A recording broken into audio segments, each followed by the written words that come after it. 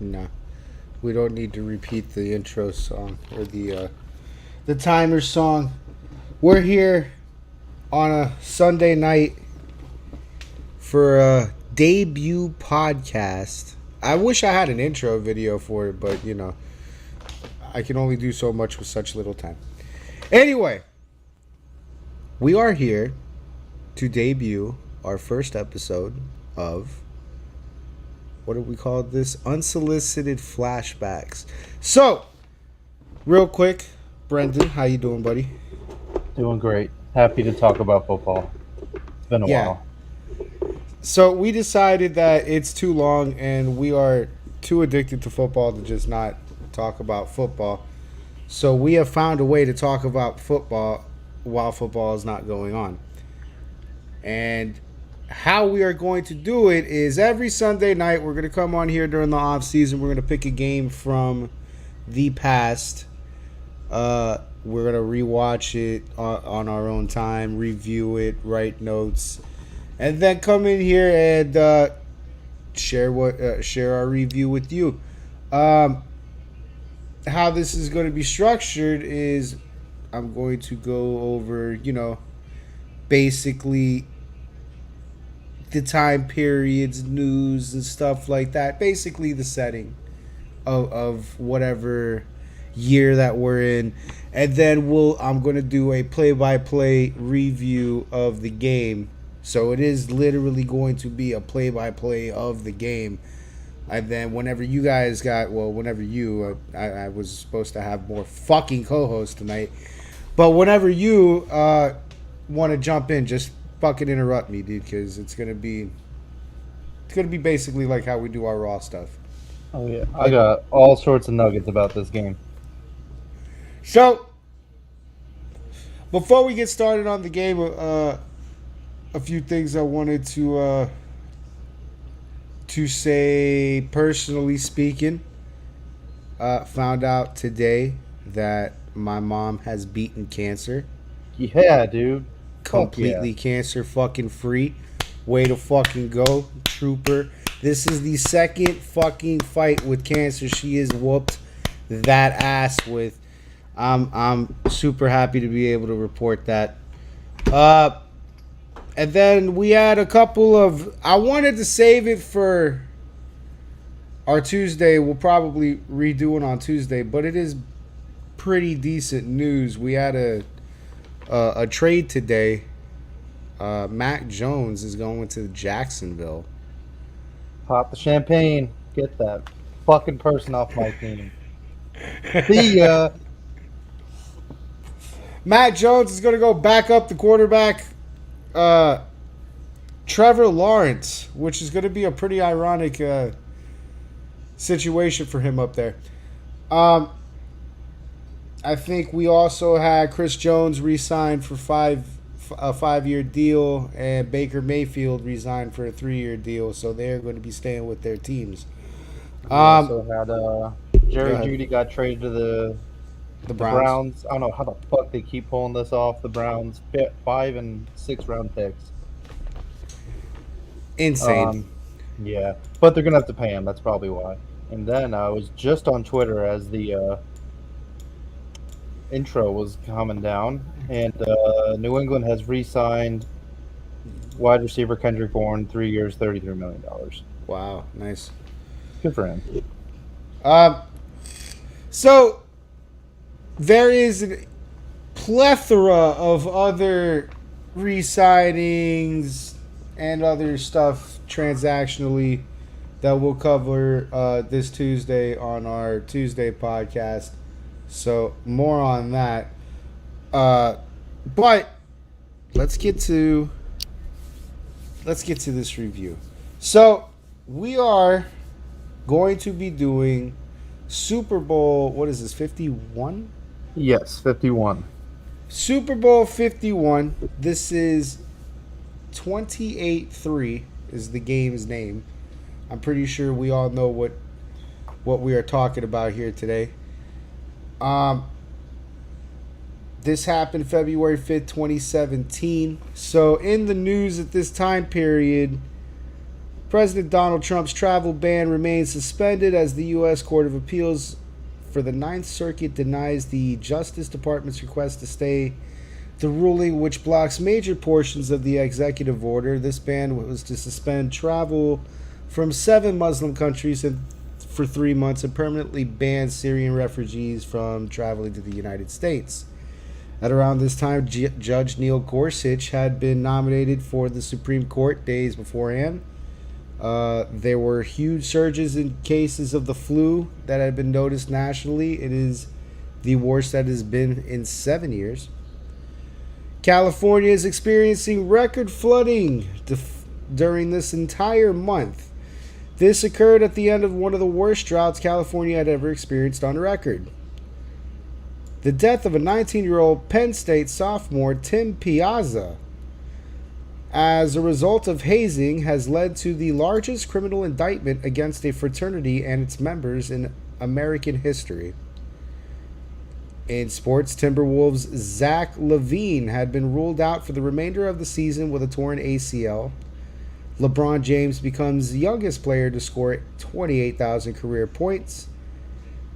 LaDainian Tomlinson, Morton Anderson, Jason Taylor, Kenny Easley, Jerry Jones, Terrell Davis, and Kurt Warner are inducted into the Hall of Fame. Michael Vick tells ESPN he is retiring from football. Bray Wyatt will win the Elimination Chamber a week after this game to become WWE Champion. The number 1 Clemson Tigers are national champs in football.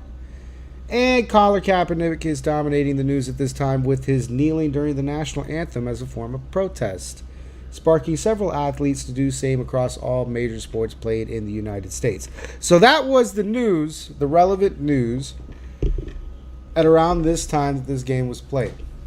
So,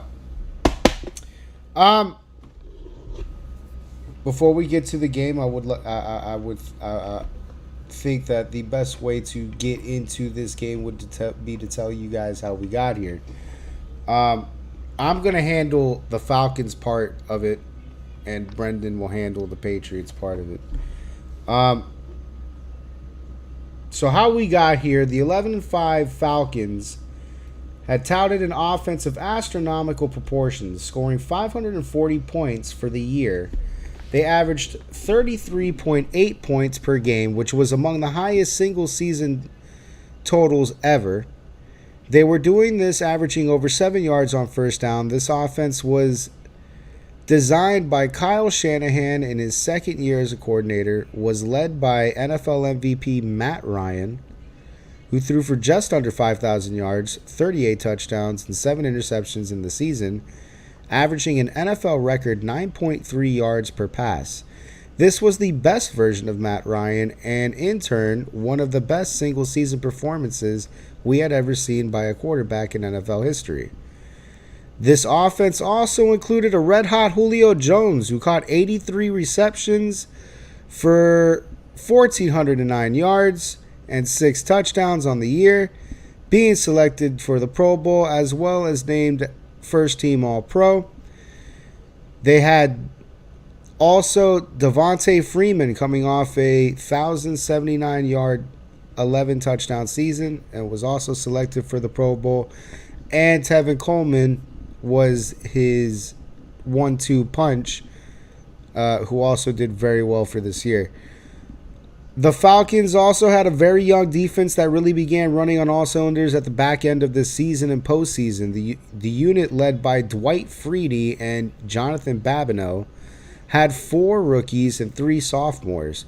The Falcons' pass defense had become particularly disruptive as it was tested by Russell Wilson and Aaron Rodgers in the playoffs.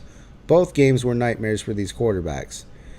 After receiving their last loss of the season to the Chiefs in Week 13 in form of a walk-off pick 2, Atlanta blazed through the last 4 weeks of the season, taking advantage of a notably weak schedule. After beating the Seattle Seahawks 36-20 in Atlanta for the championship, in Atlanta for the divisional, Atlanta would defeat the Aaron Rodgers-led Packers in the NFC Championship 44-21, punching their ticket to Houston. So, that is how the Falcons got there. You can take the Patriots from here. Well, the Patriots had an interesting start to the regular season. Before we even got to the regular season, current New England Patriots head coach Gerard Mayo announces his retirement from football, along with linebacker Dane Fletcher. The team had released Brandon LaFell and tight end Scott Chandler, and they also traded Chandler Jones to the Cardinals. They also traded for Martellus Bennett. I'm bringing up all this because there was not a lot of good vibes around the beginning of the season. So Tom Brady was going into a bullshit 4-game suspension. Shout out Peter King, who recently retired. So Peter King broke the initial Deflategate story, and on the day of his retirement from sports journalism, announced that the whole report was fake.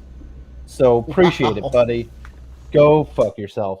So obviously the Patriots were not very happy to not have their quarterback for the first 4 games of the year, but they fared fairly well. They went ahead and won their first game against the Cardinals. Starting quarterback Jimmy Garoppolo had a career day, and that is the game that made him a $100 million contract, basically. Jimmy Garoppolo goes on to get hurt in their next game against the Dolphins. They still win the game. And then in comes Jacoby Brissett. Interesting nugget about this is I guess Jimmy was very capable of playing and decided to hold out because he's a little bitch, and the whole team hates him now. So there's that. So fast forward, Tommy comes back.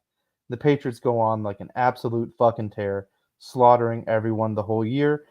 They really only have one loss with Brady to the Seattle Seahawks, 31-24. That was really their only loss with Brady of the season. Now we get into the playoffs.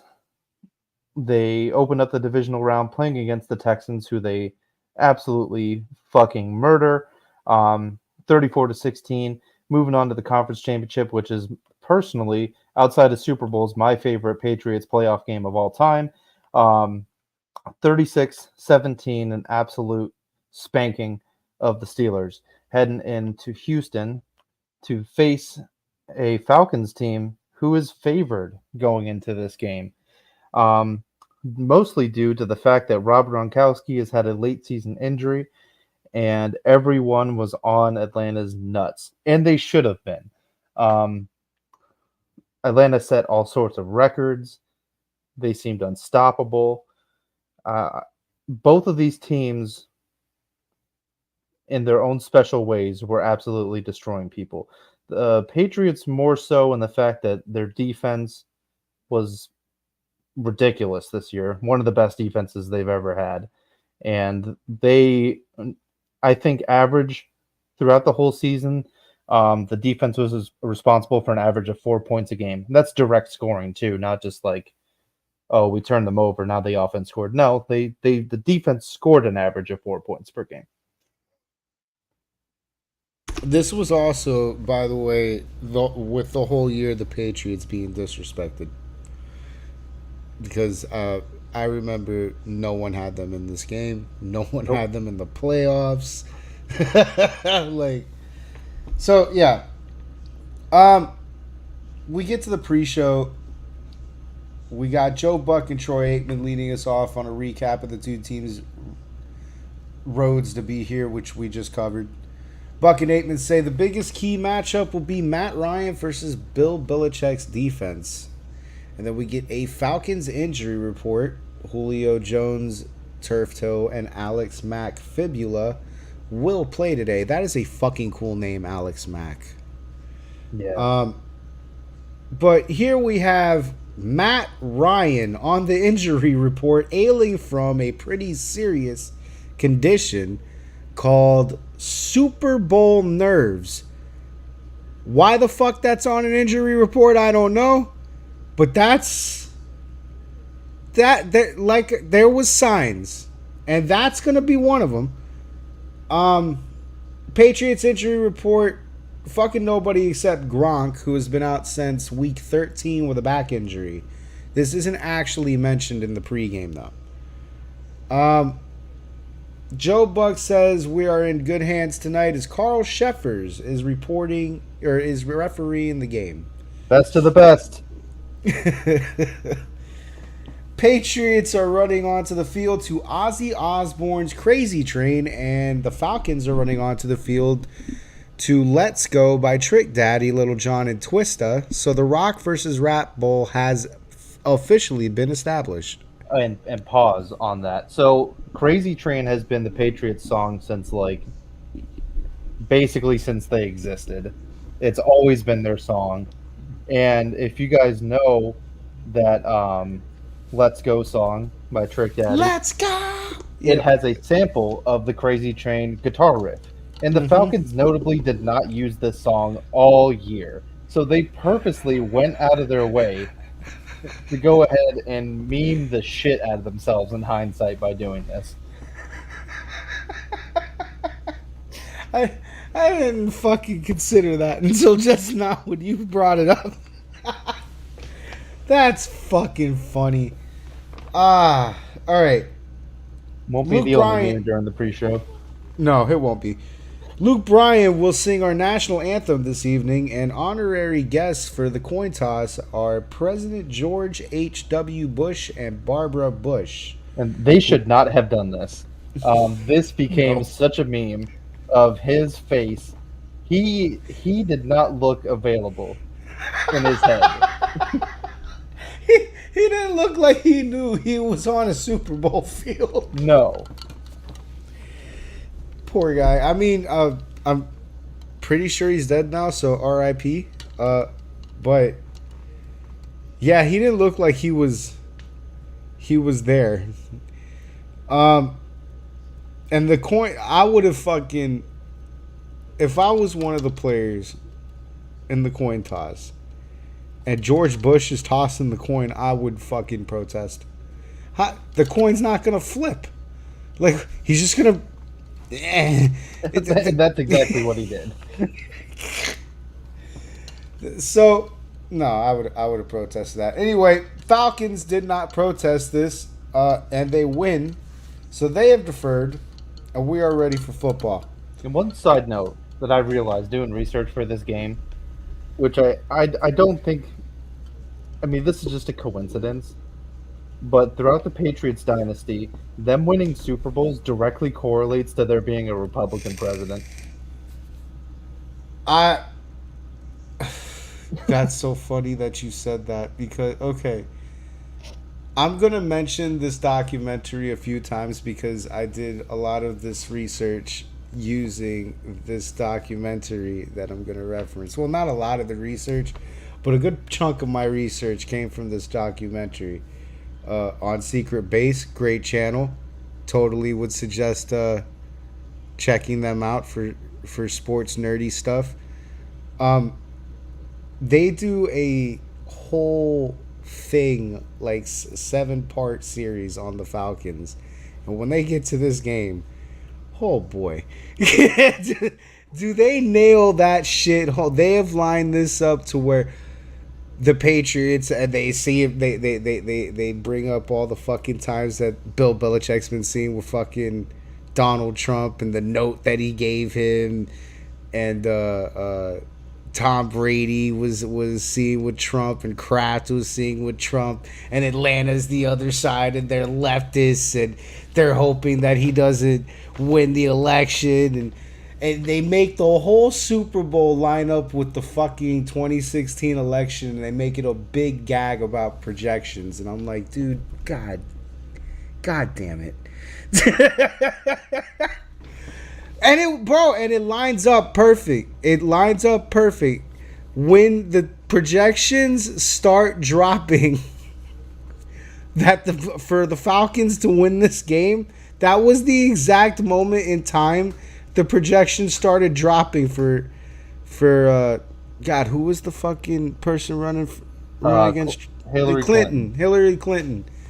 Yeah, that the exact moment in time, just on a different day, but in that exact moment, it was like 9 something o'clock at night. Same fucking moment during that election, the projections switched the other way and they lined that up. I'm like, dude, they do incredible research work to even come up with that. But yeah, I digress. I'm gonna be referencing those guys a couple of times this evening. So. But let's get to the first quarter. This is actually not a very big quarter. Dude, the first quarter of this game sucks. Yeah. Literally nothing happens. So, yeah, you're right, because there's not a lot of bold lines. Anyway, Falcons kick off. We get a touchback. Tom Brady and the Patriots start at their own 25. First throw is incomplete. 9-yard pass to Edelman on second down. LeGarrette Blount around on third down. And 1 for no gain. Patriots go 3 and out. I remember that was God. That was Garrett that stopped that one, I believe. Yes. Flag on the punt return. It's holding on the receiving team, so Falcons start at their own 8-yard line. First down run. So the first Falcons play from scrimmage is a 37-yard run by Devontae Freeman, kind of like a little tone setter. After that, we get a first down 3-yard run by Freeman again. A second down 3-yard pass to Patrick DeMarco, the fullback. And then on third down, Matt Ryan is sacked for a loss of 12 yards by Trey Flowers, who completely beats the entire shit out of the guy that was lined up on him. Like, it wasn't even close. He just totally zoomed fucking past him. I forgot how good he was on New England. Just because, like, he sucked so hard in Detroit. But, like, going back to this game, I was like, now I see why Detroit gave him all that fucking money. Yeah, he was a little menace in this fucking game. Detroit probably was watching this particular game. Well, and this was the Matt Patricia Lions that gave him that contract, and Matt Patricia's the defensive coordinator in this game. Which makes sense considering how fucking bad they suck for 3/4 of the game. You know what? Yeah. I wonder if... Never mind. At some point, Bill was like, you know what? Give me the fucking headset. Yeah, I'm pretty sure that's what happened here. Anyway, Falcons punt. It's a fucking wicked punt by Bosher. So, Patriots start from their own 9. We get a handoff to Julian Edelman to start the series. It's for 2 yards. After that, at this point, as a Patriots fan, I'm fucking pissed because Josh McDaniels, he's typically a really good offensive coordinator, except for these fucking games where he starts doing shit like this. These bullshit handoffs to fucking Edelman, and then he'll run screens. He'll spam, and we'll start seeing it. He'll start spamming fucking screens for no goddamn reason that go nowhere. And I at this point had resigned myself just because of like the emotional roller coaster that is the Super Bowl. That this game's over. At this point, seriously, after that 2-yard fucking handoff to Edelman. In live time, I was like, this game's over. We're fucking losing. This sucks. We're going to die. After that, we get a 13-yard pass to Danny Amendola. So, hold on. No panic. We got a first down.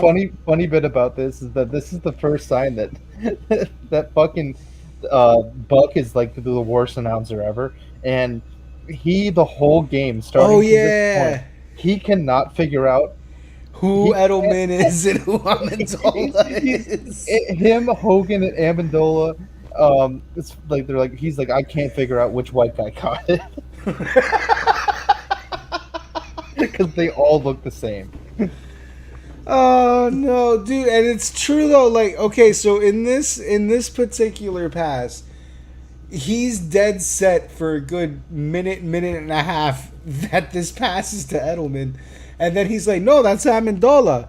And then when he goes to restate, okay, that was a 13-yard pass to Edelman, dude. Dude, it's what the fuck are you watching? I mean, he's not wrong. Like this whole, and this is why people didn't like New England coming to this game. It's like this receiving core is ass. This shit is so bad. They just said fucking don't bother to. What bothers me though, they have a list of fucking the players' names and the numbers. And they got Edelman, they got the names on the fucking jerseys. well, fuck, Edelman's number is 11. I think Danny Amendola is 80 Yeah, on he's this 80, team. and then Hogan is 15. 80 and 11 don't look nothing like each other for you to make this kind of a mistake repeatedly in a span of 30 seconds. Like, fuck, dude. What are you reading? Anyway, sorry. I'm going to fucking totally shit on Buck a couple of times. He's one of the worst play-by-players. I can't stand him. He's so good in baseball. He's really good in baseball, but not in football. He is. Yeah, he is. And that he belongs there. Stay over there. So after that, we get a 15-yard pass to Chris Hogan, so we get a little bit of driving from the Patriots. Then a 2-yard run from Blount and a 7-yard pass to Malcolm Mitchell. After that, we get a reminder that Bill Belichick is in his 7th Super Bowl appearance and has surpassed Don Shula in this category here tonight. So, congrats, Bill. Good job. Third down pass to James White for 11 yards. Brady is now 5 for 6 for 55 yards. Brady is sacked on the upcoming play by Courtney Upshaw for a loss of 9. After that, we get an incomplete pass intended for James Brady, and Brady is then sacked again, this time by Grady Jarrett for third down. This is going to be a meme here today. Grady Jarrett is going to be an entire meme here today. After that, we get a 37-yard punt, and then the Falcons start at their own 12-yard line. 9-yard run by Tevin Coleman starts the drive. Then we get a pass to DeMarco for 10 yards. After that, we get a season review of the Falcons. They are 11-5, 540 points, most in the NFL, and 6 players selected to the Pro Bowl. They have defeated Seattle and Green Bay in the playoffs. After this graphic, Freeman runs for 2 yards, and then we get a 5-yard run by Coleman. On third down, Matt Ryan is sacked by Alan Branch for a loss of 2. And honestly, he really just slid here. It wasn't really a sack. After that, we get a huge punt for 55 yards by Bosher. Both of these punters are on crack this game. This dude is going to put a punting clinic on this evening. Like, Bosher sends it so far. And the Goskowski does some cool shit too, but we'll get to that later. In the second half, his first. Well, he had up and down game. Patriots after that start from their own 18-yard line, and then we get a graphic that says in the last 6 Super Bowls the Patriots have played in, they have not scored a point in the first quarter, which is a sign of things to come because first down, 13-yard pass to Edelman, and then a Blount run for 7 yards on first down. After one more yard rush by Blount, we have an end of the quarter. So at this point, it is a lot of tone setting going on with the Falcons starting off, forcing a 3-and-out and beginning from scrimmage with an explosive 41-yard run. We also see Brady putting together 10-plus yards completions on his awesome offensive drives. However, both defenses are doing well enough job at this point in killing these drives before they become a danger. So we're getting to see a lot of the defense get to work here today. But like you said, this quarter sucked. A lot of we're gonna punt it.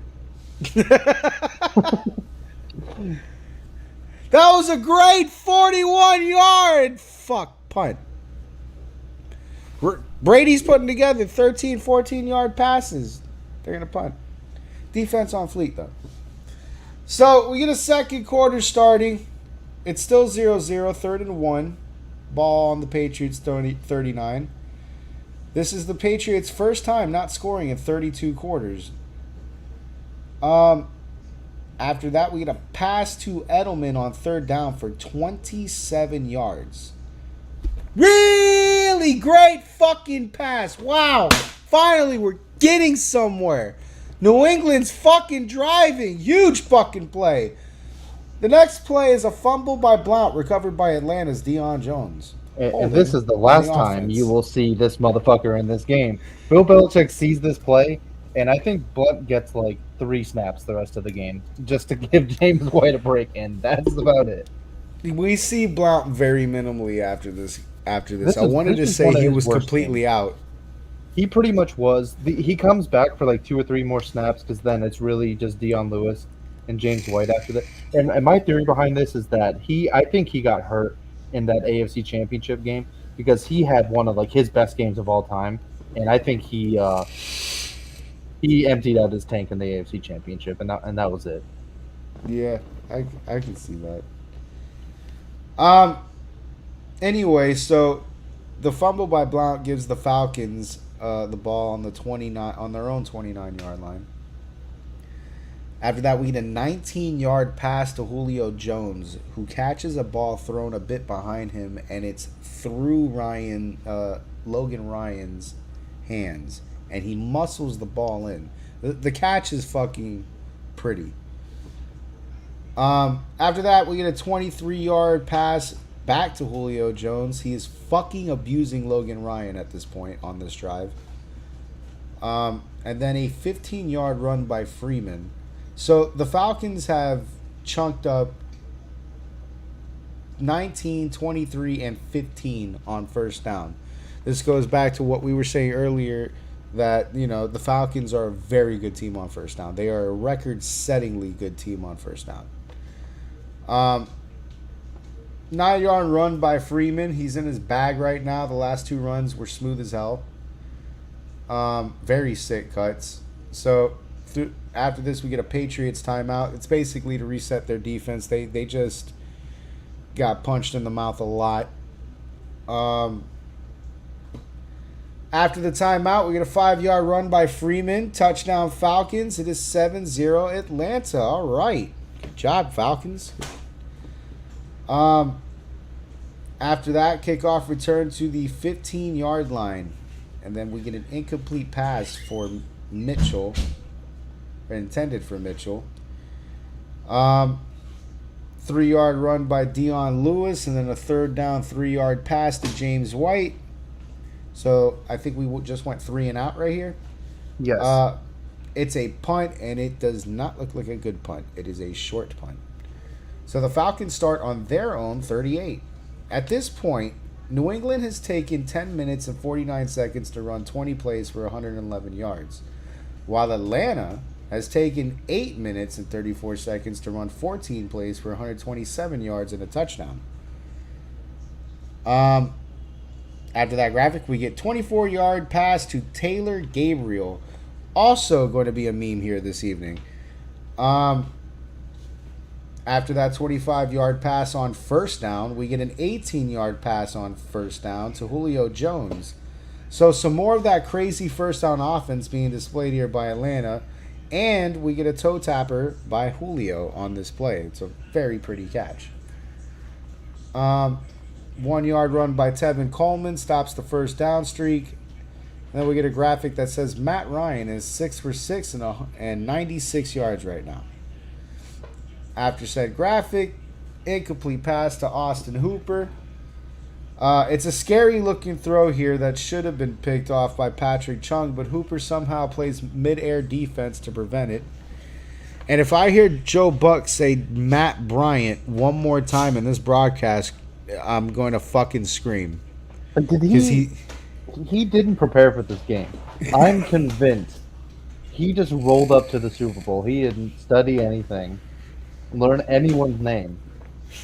Matt Bryant. Someone Jesus fucking Christ. poured coffee on the fucking papers. I'm telling you, man. There's no way. Anyway, after that, we get Matt Ryan connecting with Austin Hooper for 19 yards. It is another touchdown for the Falcons, and now we are 13-0. And that was Uh, like that was. I think that was Matt Ryan's best throw of the game. That shit was so like he had to throw that between two defenders. It was I so have fucking good. I have that said too. I had that said dime by Ryan, dude. Holy fuck.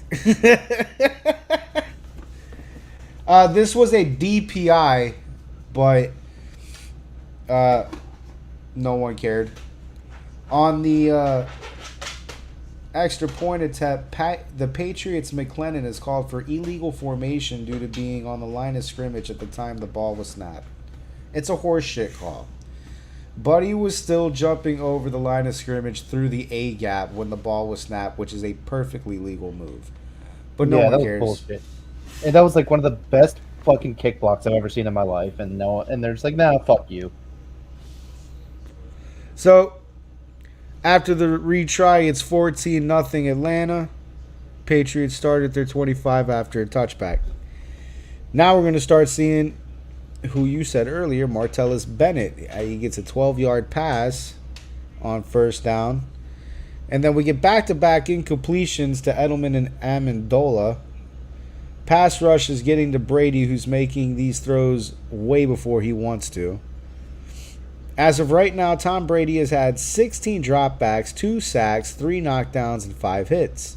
This is a graphic we're going to see often.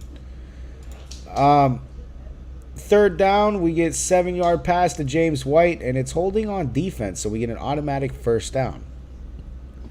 We get a rush by Blount after that for no gain.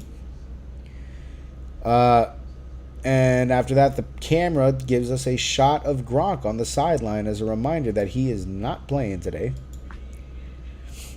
Which you're gonna learn his replacement soon enough. He's gonna eventually show up here. After that, we get a 7-yard toss to James White and a third down incomplete pass intended for Edelman. However, holding on defense, automatic first down. So, 1-yard run by Blount on first down. We get a we get prime Troy Aikman analysis here. The Patriots haven't been a great running offense this season. No. Wait. The Falcons haven't been a great running defense this season. Neither of those two things that he said were true. No. Just very, very wrong. Anyway, okay. After that, we get a pass that was dropped by Lewis and a third down pass intended for Edelman incomplete. However, holding on defense, automatic first down. The refs are really trying their best to be the extender here on this drive. They're like, God damn it, the ratings are plummeting. Fucking get someone to score, please. Rush by Blount for no gain. At this point, the Falcons have rushed for 86 yards to New England's 27. 13-yard pass to Bennett after that. We get another reminder. Tom Brady is now 10 for 16 at 125 yards. Then we get, I think this was for on first down. Yeah, it was on first down. 3-yard run by Lewis. This drive right now sits at 10 plays for 51 yards in 5 minutes at 5 minutes and 9 seconds, extended by 3 penalties for first downs by the Falcons. After this, we get a run by Lewis for no gain. Grady Jarrett fucking murders Lewis with a body slam. And Dude, that looks so bad. It was some WWE shit, dude. Because Deion Lewis he's a tiny guy, dude. He's like, I think he's like 5'6", like 180 pounds. He's because Bloodspin's so bad He's the only like traditional running back they have on this team. Everyone else is just a fucking third down back. So they're like, all right, I guess we're just gonna have to use third down backs to try to run the ball, and it's not working. Uh, so funny thing that I should mention, Grady Jarrett, whose name we are going to continue hearing this evening.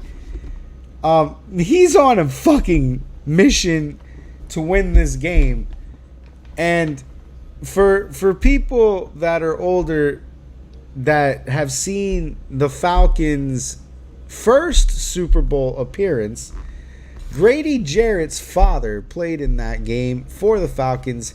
He was Jesse Tuggle. So Grady Jarrett is here trying to absolve the sins of his father. And he is going to make a goddamn effort this evening. So after that, we get a third down pass intercepted by Robert Alford, returned for 82 yards, touchdown, Falcons. So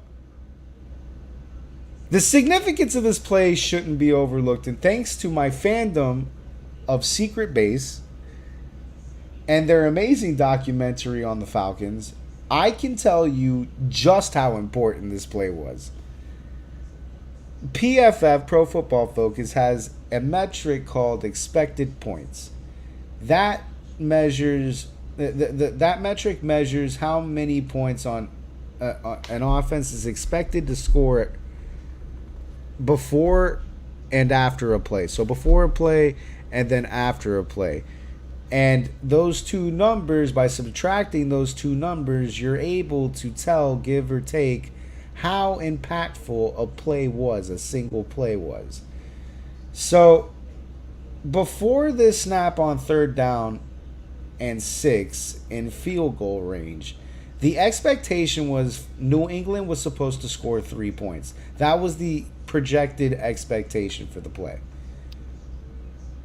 After the play, that play had resulted in a -7 because of the interception, making that makes the differential 10.07. There's only 2 plays in Super Bowl history with a bigger differential number. James Harrison's 100-yard pick 6 in Super Bowl 43, which is the most significant single play change in Super Bowl history, a single play swing. And then Willie Brown's interception in Super Bowl 11 of Frank Tarkenton. This play is the third most impactful single play swing in Super Bowl history. That's how big this interception was. It was almost like we had won the game here. That's it. We don't have to see anything else. The Falcons have won the Super Bowl. Give them the fucking trophy. This was an entire momentum shift. The Patriots were driving. They were very ahead. They were finally putting something together. They got 3 penalties to extend this drive for first downs. And then that pick happens. That is an entire backbreaker. Yeah, and I agreed as well when I was watching this game live. But a funny tidbit came out, and there's this documentary right now called The Dynasty about New England, which I haven't been watching because I read some reviews on it, and they're making this documentary about a dynasty, about how they win so many Super Bowls, right? They completely don't cover 2 Super Bowls. They just completely omit them. And at that point, I'm like, I'm never watching this shit. And the whole documentary is basically just like drama, all the drama that had happened the whole time. So it's So Robert it's not Kraft really propaganda. a football documentary. Yeah, Robert Kraft company is paying for this, by the way, and it is pure NFL ownership propaganda. So they're in the episode of 28-3. One of the Super Bowls they actually do cover, and they're interviewing Scott Pioli. So Scott Pioli was a scout in New England during the time where Brady was drafted. He is now with the Falcons. He is the assistant GM, and at this point in the game, after the pick six, everyone in the Falcons ownership booth is dancing and fucking you know having fun and I mean, Albert Blank is doing the Arthur, fucking meme. Oh my god, Art, that fucking dance, dude. He must regret doing that shit so because that's the gif I use every time. Every time that's the gif I use. I That's the wonder how many definitive times 28 he's. degree gif. I wonder how many times he's had to see himself in documentary doing that fucking Oh my dance. god. So the whole fucking booth is going crazy besides Scott Pioli. And one of the other staffers goes up to him and they're like, "Well, Scott, celebrate. This is awesome. We're going to win the Super Bowl." And Scott Pioli, who knows Tom Brady personally, helped draft him. He's like, he, he fucking tells these guys, he goes, "This isn't over." I'm like, do you know who that other guy is? And then he calls Brady Freddy Krueger. He goes, "That's fucking Freddy Krueger, and he's gonna come back and kill all of us." So he knew. Ah, I'm glad that you said that now because here we see the very infamous bird's eye shot of Tom Brady sitting on the bench, staring at the ground. And we know this posture. We know it very well because of this game. It's an Yeah, infamous pose. and I've seen this many times as a Patriots fan going into this game, and I was conflicted seeing that. I knew they were going to score. I knew they were going to kind of make something out of this game, but there was only one other time they had a comeback like this, and it was a game versus Denver a long time ago. It was like 3 years before this game, and I knew the offense could do something. They'd shown enough signs of life at this point, but I was like, the defense has to be perfect. You can't miss a single play. I'm like, this is so fucking impossible. Um, so at this point, we are now at 21 nothing Atlanta. Patriots are going to start from their own 28 after kickoff, and we get a 10-yard pass to Bennett. Brady is hit as he throws, and it is a wild duck in the air, but the pass lands so perfectly in Bennett's gloves, and it looks fucking impressive. On this play, we get an injury, so it's an injury timeout by Atlanta. DeAndre Campbell is being helped off the field. We get after that, we get an incomplete pass intended for Edelman, who would have been absolutely fucking gone had this ball made it to him. He was insanely open. Don't worry though, we get a 28-yard pass to James White after that, so a little bit of signs of life. 8-yard pass to Chris Hogan. Finally, we get to hear that name. After that, it's an incomplete pass intended for Hogan. By the way, if nobody knows who Chris Hogan is, I do not blame you. Chris Hogan is Gronk's current replacement. Which is weird. Yeah, Yeah, it I is. wouldn't say he's kind of replaced his production, and he's trying to replace his production in the office. Not doing the best job in this game. He had like a fucking ridiculous AFC Championship game. Like this was like his magnum opus.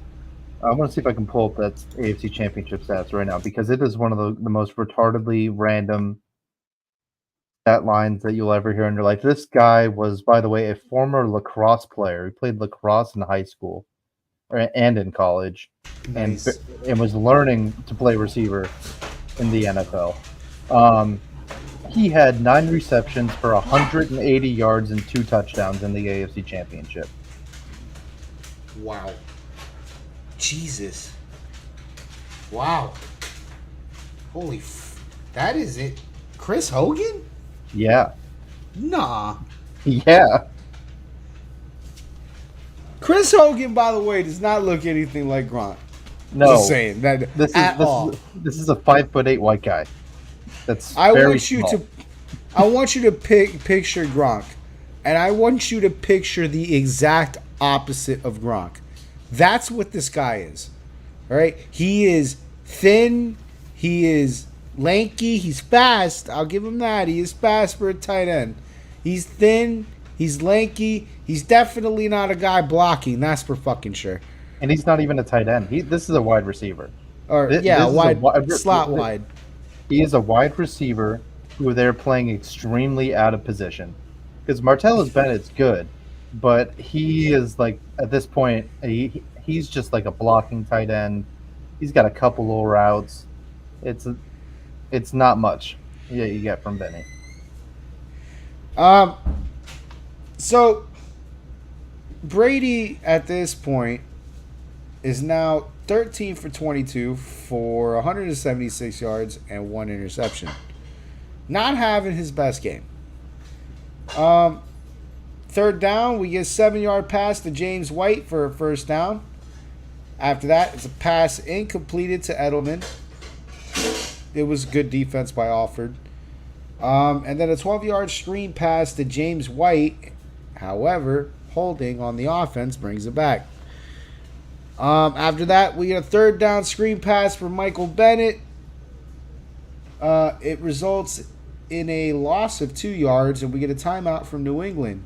It's nice to see that even a Bill Belichick team, which I'm guessing this is not who's the offensive coordinator? Oh, this is all Josh McDaniels. This is Josh McDaniels being a fucking idiot. This is a Josh McDaniels call. So it's nice to see, though, that this can happen to a Belichick team. That these guys make that stupid ass third and long screen pass because why? I hate that. Fuck. I'm This glad one's that even you worse. It's to a slow ass tight end too. It's not even to someone who can run fast. I just like seeing that it's not just the Dolphins that do that. You know, other teams fully believe that that is a good option on third and long. And I wanted to kill myself while this was happening because, like, you know how, like, when you watch a team forever, like, you kind of know what a coordinator is going to do in certain situations. And so he runs that screen. I'm like, oh, great. So we're not even going to try. We're not even going to go for the fucking touchdown on fourth down. We're going to kick a field goal. Great. Awesome. We're down 21 fucking points. And we're going to kick a field goal. Awesome. Great. And kick a field goal, they do. So it is 21-3 Atlanta. And a squib kick ends the first half. This is a huge quarter for Atlanta. It seems like the Falcons can do no wrong. They've made massive plays on first down and have had the Patriots' defense completely on their heels. However, the stars of the quarter are the Falcons' defense, who have made crucial plays at this juncture to keep momentum firmly in their control. A fumble recovery to kill a drive, and then another complete backbreaker of a pick six from Alford to kill another drive has the Patriots' offense completely in shambles right now. Nothing's going right for New England. You could give this is on the Atlanta. I'll give you the Atlanta's how Atlanta's feeling right now, and then Brendan will tell you how New England's feeling. Atlanta, for the most part, has already begun popping the champagne. And I mean, with decent reason, they have to very literally see a team play a perfect game for them to come back. It is this bad right now for New England. So, interesting story, and I really wish we had PJ for this particular episode. Because he is a Falcons fan. I had watched this Super Bowl with PJ because I wanted to watch this Super Bowl with a Falcons fan. I figure it was proper since I was rooting for the Falcons. So I went to PJ's house and watched the Super Bowl as an Atlanta Falcon fan in an Atlanta Falcons house. Charles was also there. And at this point, we are, except for PJ, I will give PJ this credit. The entirety of the house is basically fucking partying. We're fucking chugging beers. We're having a good old time. PJ, lighten up, bro. 21-3, dude. We are fucking good. Relax. Get a beer. No, bro, relax. No, bro. Even PJ didn't want to feel comfortable about this, and PJ's got a reason to. Atlanta does not have a good history here. So, PJ, ever the skepticist, stays reserved, but that the rest of PJ's house, that's basically how Atlanta Falcons fans for the most part are feeling. They're popping the champagne, they're putting the fucking confettis in the bags, they're printing the shirts, they're fucking getting the hats out the boxes. They are ready to go. These guys are absolutely on the high of fucking highs. So everything is all nothing but good vibes in Atlanta. You know New England. How's New England feeling right now? Have you ever gotten blown out so bad in a game that you were just like, can we just score a little bit so it doesn't look so bad? Yes. Yes. More times than I care to fucking admit. That's pretty much where I'm at. I'm like, can we just score a little bit so this isn't as fucking embarrassing? What the fuck are we doing?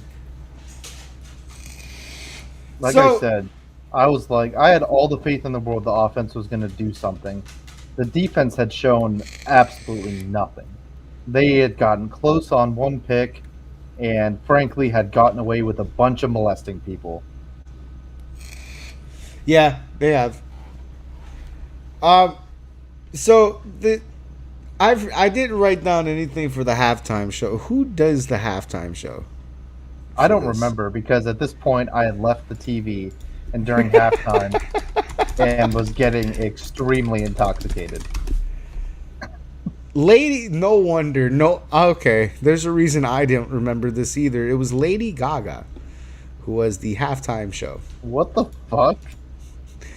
Yeah, right? Like, well, these are one of those. I don't remember the halftime show for different reasons. It had nothing to do with. I didn't even know Lady Gaga was booked for this. But it was more so I was already fucking celebrating. So, after Lady Gaga, I guess, graces the NFL world with her halftime show performance, we get to the third quarter. Oh, by the way, I am at a Super Bowl celebration of about. It was a pretty cool party, man. I had a rich buddy out in California, and we were in this big ass house, and he had like a big old projector set up and everything. There's about 20 people there, all watching the game, and I was the only Patriots fan, and there was one other guy on my side who wasn't necessarily a Patriots fan, but he was a Michigan alum, so he was a Brady guy. So it was basically me and someone who had given up on me by halftime. So it's just me. And I'm hearing it the whole game. I want to die.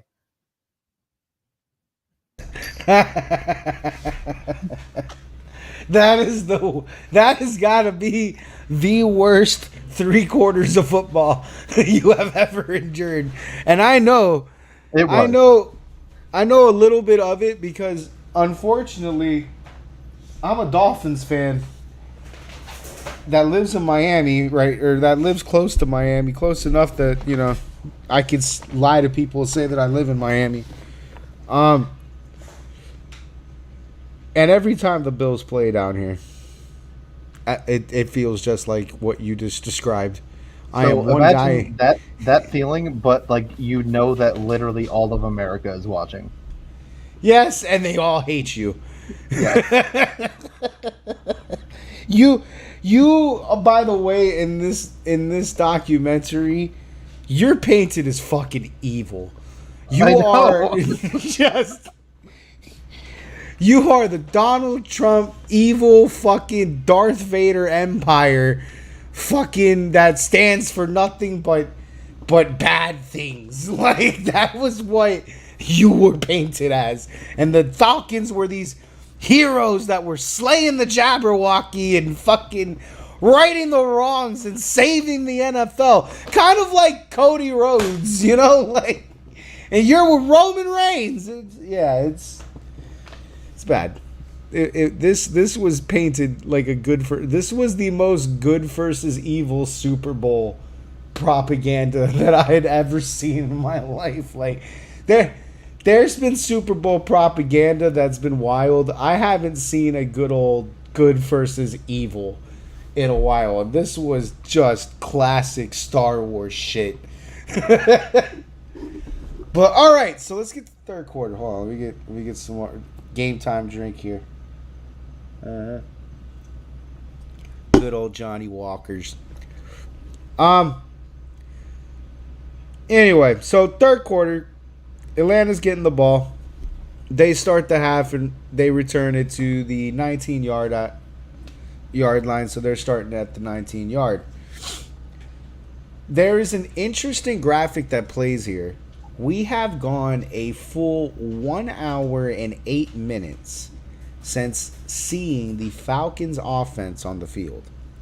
That is a lot of rest time. And that's also a lot of time for a defense to be on a field.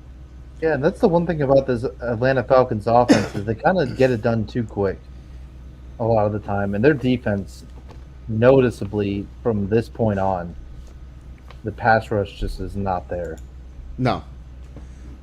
We're going to notice it very heavily in the next two quarters, but the defense is going to gas, and they're going to gas very quickly. The first half pass rush was incessant. It was nightmarish. You know what I'm saying? Like, dude, every time that ball was snapped, someone was in Brady's fucking face, and they could not keep these people contained for the life of them. Not for a second or a millisecond, a thought process, a read, none of that. This second half, we don't see that persistence. Grady Jarrett still, we're going to hear a lot from him. But the rest of that line, they get a couple of plays here and there, but it is not the same persistent every down pass rush that we had saw in the first half. And this will be a key reason for it. 1 hour and 8 minutes since being on a field for an offense, that is a lot of time for a defense to be playing football. Granted, this is at the start of the second half, so I'm sure some of that time factors in the halftime. Oh, and one funny note about halftime is head coach Arthur, whatever the fuck his last name is, apparently had told his team at halftime, because they were up so big, to forget about the first half. Yeah. And they did. Completely. Message received, coach, no problem. Forget the first half, yeah. And they just completely forgot not just the first half, but, a lot of other things like how to play football. But, I digress. Let's get into it. We get a Freeman rush that is stopped for a 3-yard loss to start the series, and then a 7-yard pass to Freeman. On third down, pass incomplete, intended for Taylor Gabriel. Eric Rowe is completely molesting him for no call. After that, another giant 60-yard punt returned for 34 yards by Julian Edelman. However, after a Falcons challenge and review, this return is brought back to the 47-yard line, where it is seen that Julian stepped out of bounds, shortening the return to 8 yards. So we start the series with an incomplete pass intended for Chris Hogan, and it hits him right in the fucking hands. So completely dropped it. Then we get a screen pass blown up for a 3-yard loss by Brian Poole, and an offensive pass interference is declined here. At this point, Brady is 16 for 27, 184 yards, 1 interception with a QBR of 64.4. Definitely not his best day right now. We get a timeout from Atlanta, and then on 3rd and 12, pass is incomplete, dropped by Edelman. We get a punt to the Falcons 13-yard line, and it's fair caught. On first down, 17-yard pass to Gabriel. So here we go again with the first down offense. Taylor Gabriel has had 2 catches for 41 yards at this point. After that pass, it's a 5-yard rush by Coleman, and then a 35-yard pass to Taylor Gabriel. And dude made a cut on this route so nasty it took Malcolm Butler completely out of his shoes, and he was seen rolling his ass out of the frame. Dude, him and Logan Ryan had such bad games. Yeah, even during the comeback, they did not play well. They were getting abused, completely and utterly fucking abused. After that, we get a 1-yard run by Coleman, and then a 13-yard pass to Mohamed Sanu. On first down, 9-yard rush by Freeman. At this point, Devontae Freeman has rushed for 8 times and a total of 76 yards and 1 touchdown. After that, we get after the graphic, Freeman is stopped in the backfield for a loss of 2. These graphics seem to be jinxing people. Yes. Scripted. It's rigged. Yeah, right? It is. And you can see it. I wrote the script and you can see it. I literally reverse engineered the script and you can see it. After this, we get a shot of Matt Patricia with a Waffle House menu. I wanted to throw my drink at the screen at this point. Even before the latest Matt Patricia bullshit, I've hated Matt Patricia for a very long time. All of my bad memories as a Patriots fan solely revolve around 2 people, Eli Manning and Matt Patricia.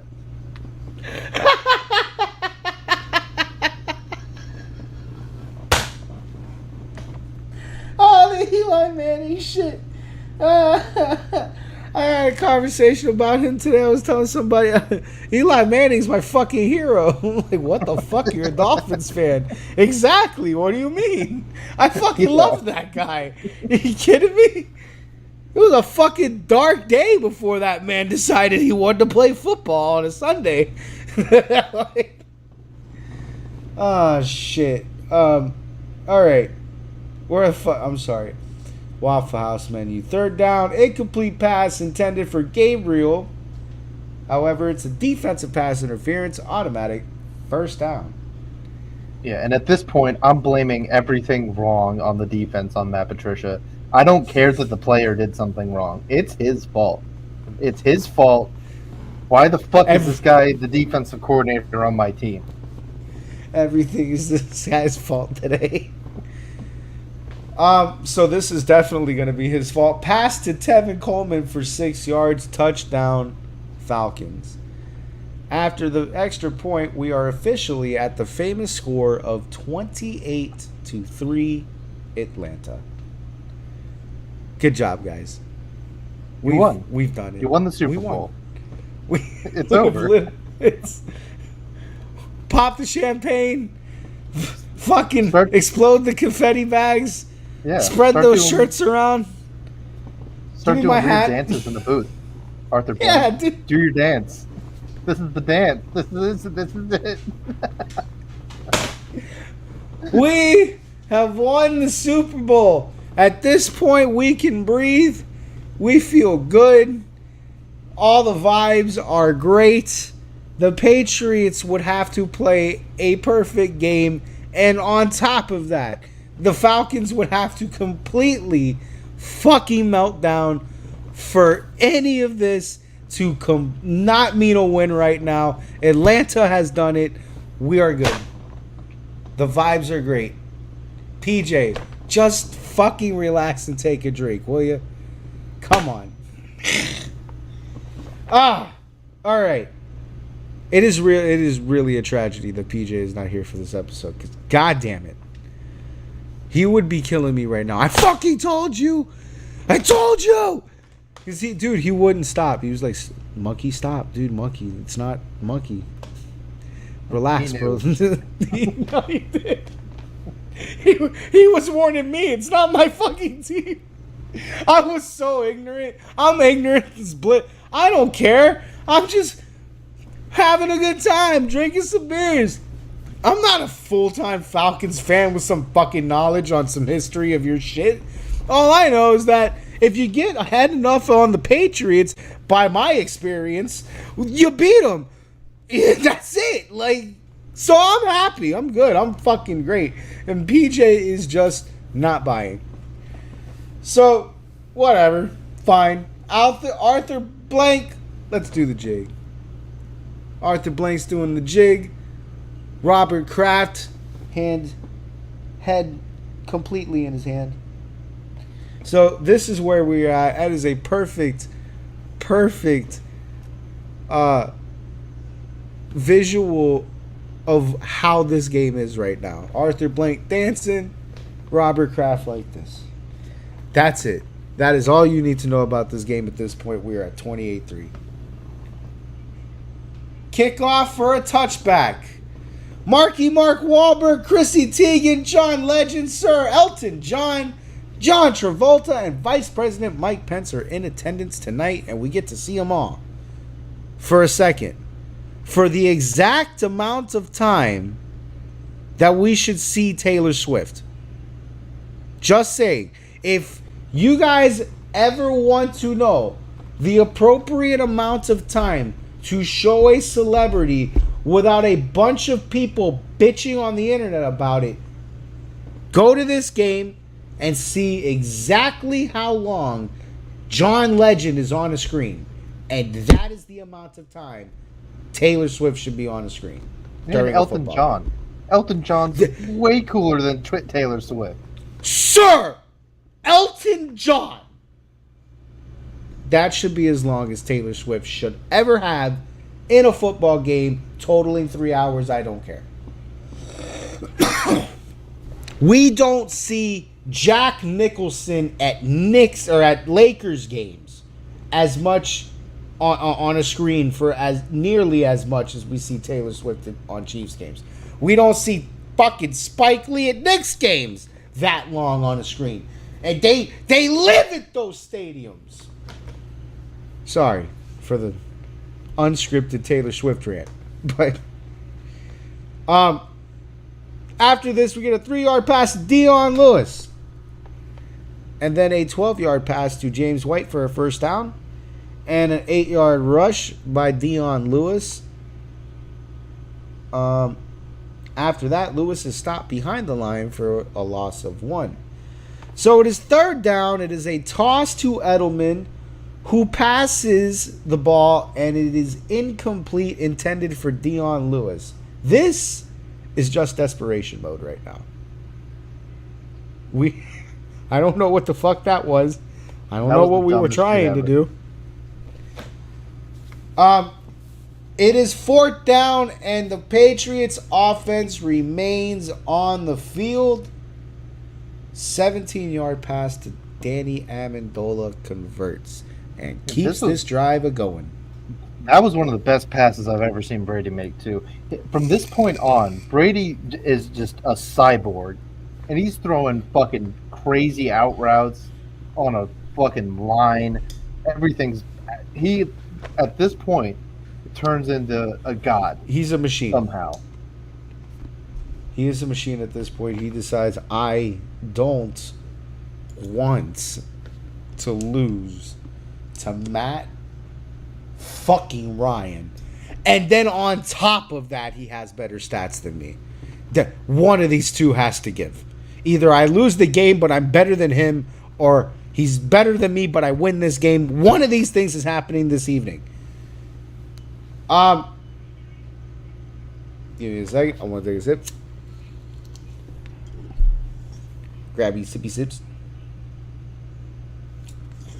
Anyway, after the The fourth down is extended. We get a two-yard pass to Amendola, and then a pass incomplete intended for Edelman.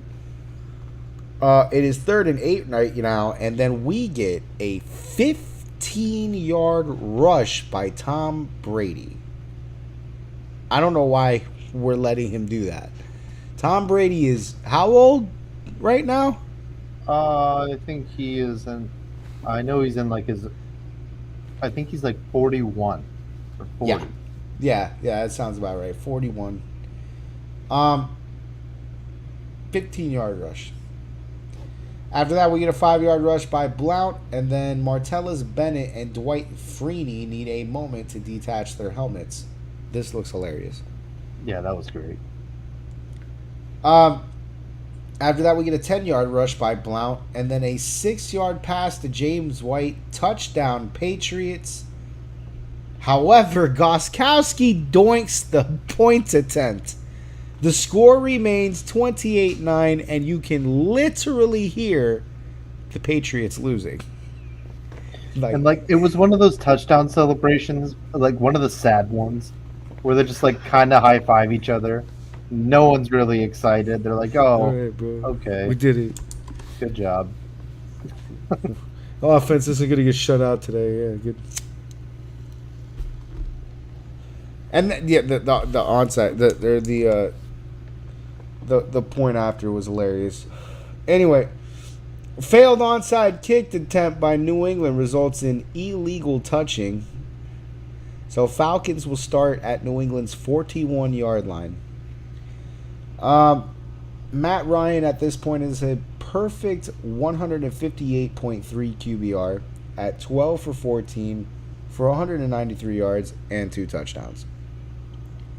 We get a 9-yard pass to Hooper. After that, Coleman is stopped for no gain. And we get holding on offense, so they bring them back 10 yards. We get timeout from Atlanta, 1 remaining in the half. Pass is incomplete, dropped by Austin Hooper, so we have 3rd down. Matt Ryan is sacked by Kyle Van Noy for a loss of 9 yards. After a delay of game on offense, the quarter ends with Atlanta in punt formation.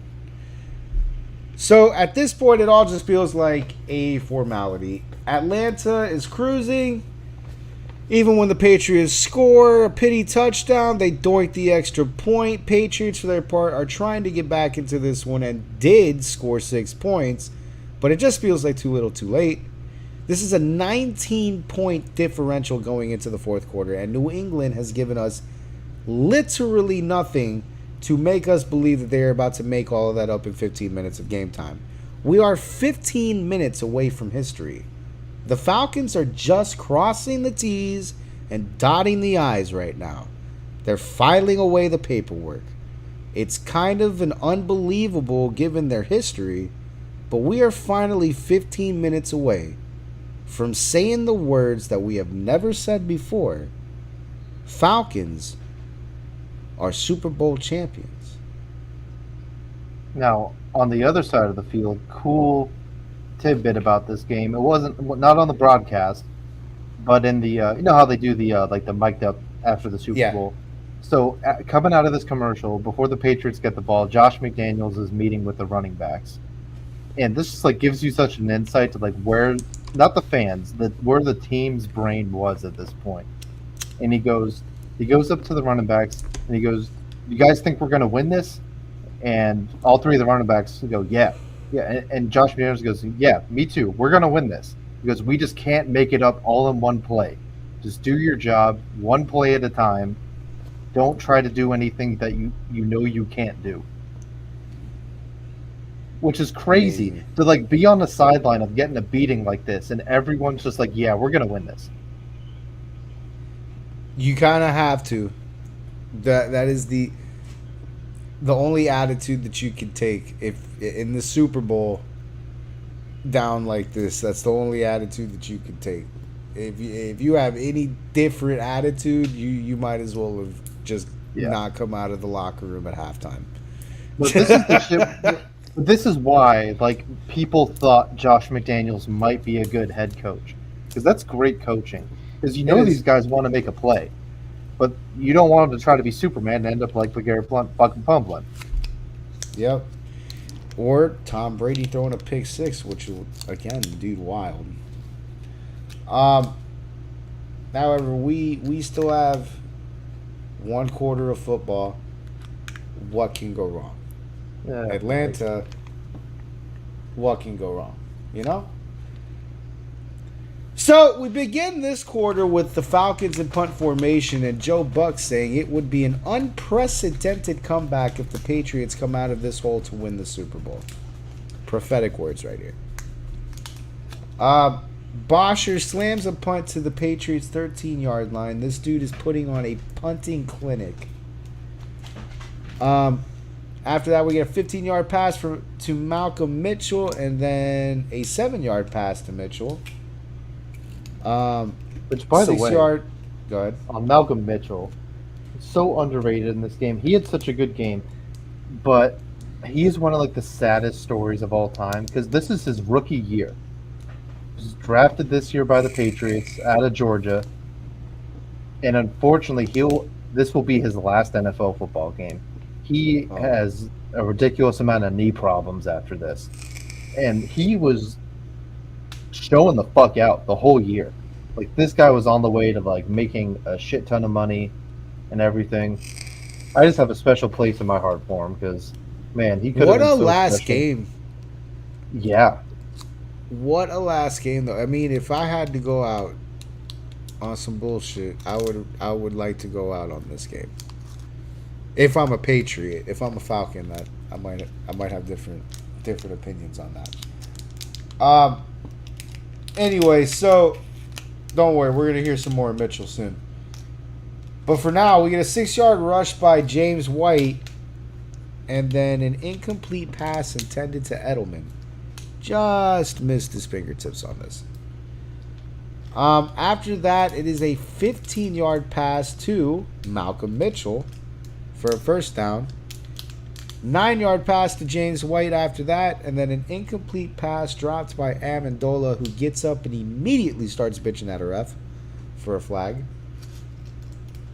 Some big plays are starting to happen right here. 3rd and 1, 25-yard pass to Bennett. And then after that, Brady is sacked again by Grady Jarrett for a loss of 5. Which, by the way, hearing Grady sack Brady over and over again, awesome. 2-yard pass to James White. After that, we get 3rd and goal. Brady is sacked by Grady Jarrett again for a loss of 3. So we end this drive with a 33-yard field goal, and it is good. 28-12 Atlanta, and New England really wanted a touchdown on this drive. but this one I was fine with. The first field goal I was pissed about. Now this one, I was with a bunch of people at a Super Bowl party, like I said, and they're all in like you, they're all at this point still. It's over. They're celebrating. In my head, though, once they got it to a 2-score game, I wasn't sold they were going to win. I had faith they could try, but I was like, we need like 2 turnovers, which is really like impossible to ask for. But in my back, I wasn't saying nothing. I wasn't sitting forward. Just in my head, I was like, okay, there's actually a shot here, but it's still like damn near impossible. I was still very sad. I've noticed here Buck and Aikman have said this is a 2-score game a few times before going to and after coming from commercial. But it's still with just over 9 minutes left. It feels like nothing is going fucking right for New England. So and it's not a normal 2-score game either. This is like 2 touchdowns and 2 2-point conversions. It's a lot to ask for. I'm still at this point not sold that Atlanta loses this game. Anyway, so at this point of the game, New England has controlled the ball for 31 minutes and 29 seconds, running 69 plays for 355 yards. Whereas Atlanta has controlled the ball for just 18 minutes and 51 seconds, running less than half of the plays New England ran at 33 plays for 275 yards. This is a very important stat. That tells you just how long Atlanta's defense has been fighting this fight. So we get an 8-yard pass to Coleman after this graphic to start the series from Atlanta's 25. Coleman is stopped after this for no gain, and then it seems that he has hurt his foot as he was caught under Trey Flowers during the tackle. So I don't think we see Coleman for the rest of the game after this. I think from here on it's going to be Devontae Freeman. On 3rd and 1, Matt Ryan is hit in the backfield by Hightower, and a fumble is recovered by Branch. This is the first turnover by the Falcons the entire postseason. What a time for it. I also put nah. Yeah. And at this point, so the turnover happens, and and people are confused at my reaction because I start losing my shit. I'm fucking jumping and shit. I'm screaming.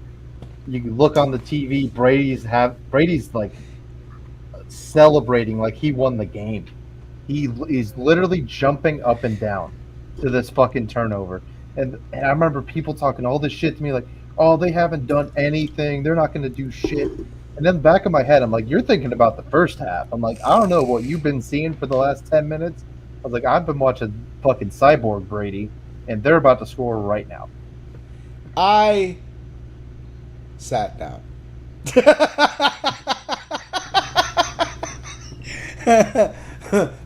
PJ said, mm-hmm. That immediate play, that was exactly what happened. I was like this, exactly like this, with the cup like this, and I was like fucking talking with, I think, Charles, and then I hear the fumble happen. I look and I see that they recovered, and I go, and PJ went, mm-hmm.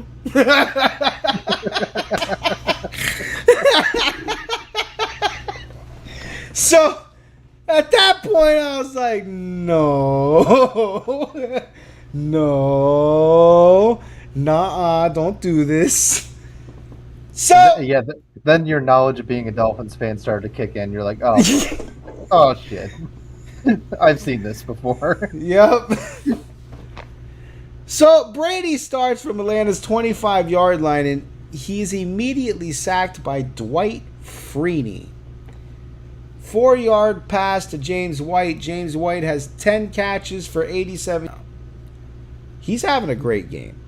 James White. Yeah, I fucking agree with that statement because James White, I think he sets a record for catches. Yes, he scores a record for catches, and in this game, he eventually sets the record for most points by a single player in the Super Bowl, and he doesn't get the MVP. But it's fun story.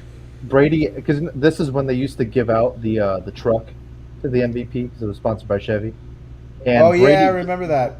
Brady gave that truck to James White. Good man. Yeah. Good man. All right, so 3rd and 11, there's a 12-yard pass to Mitchell, first down. After this, 6-yard pass to Danny Amendola, touchdown, Patriots. After this, 2-yard run by James White, 2-point, successful. That was a really cool 2-point conversion, too. So James White's lined up in the shell. It was. Look, this is an awesome play.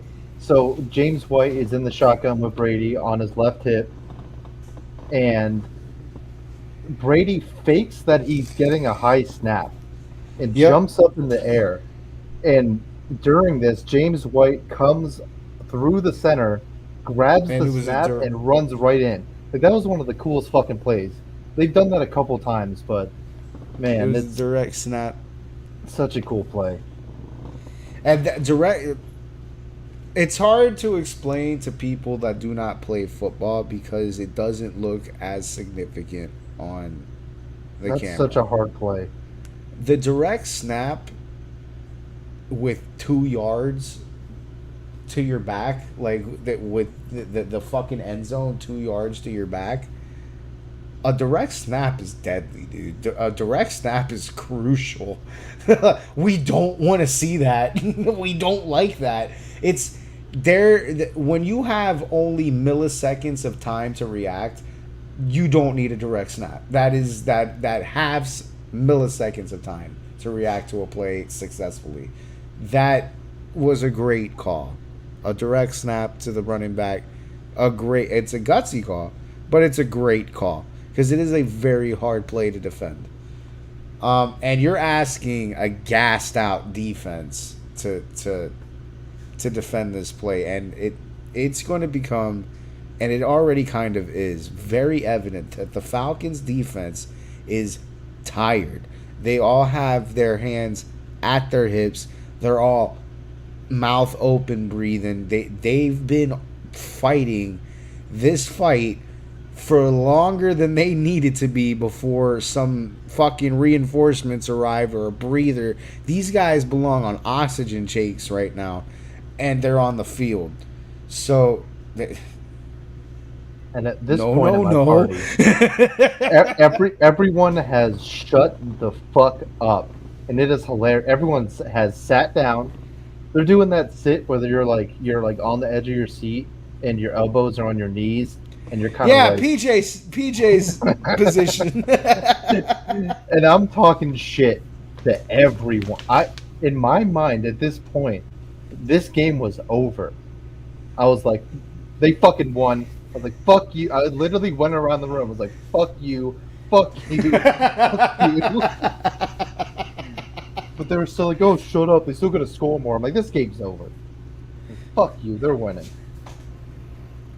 So now we finally see some, and this is what I was talking about earlier with Gostkowski. We are going to see number one A1 performance on a kickoff for the next 3, I think, kickoffs. Gostkowski's kickoffs are perfect. They're not good. They're not great. They're not astronomical. They are perfect. There is no other word for what Gostkowski is going to do for every single time he kicks this ball off. And I'm glad you caught on to this because I honestly don't think they. And I mean, obviously, in the moment, I'm like puffing my chest out, fuck all y'all.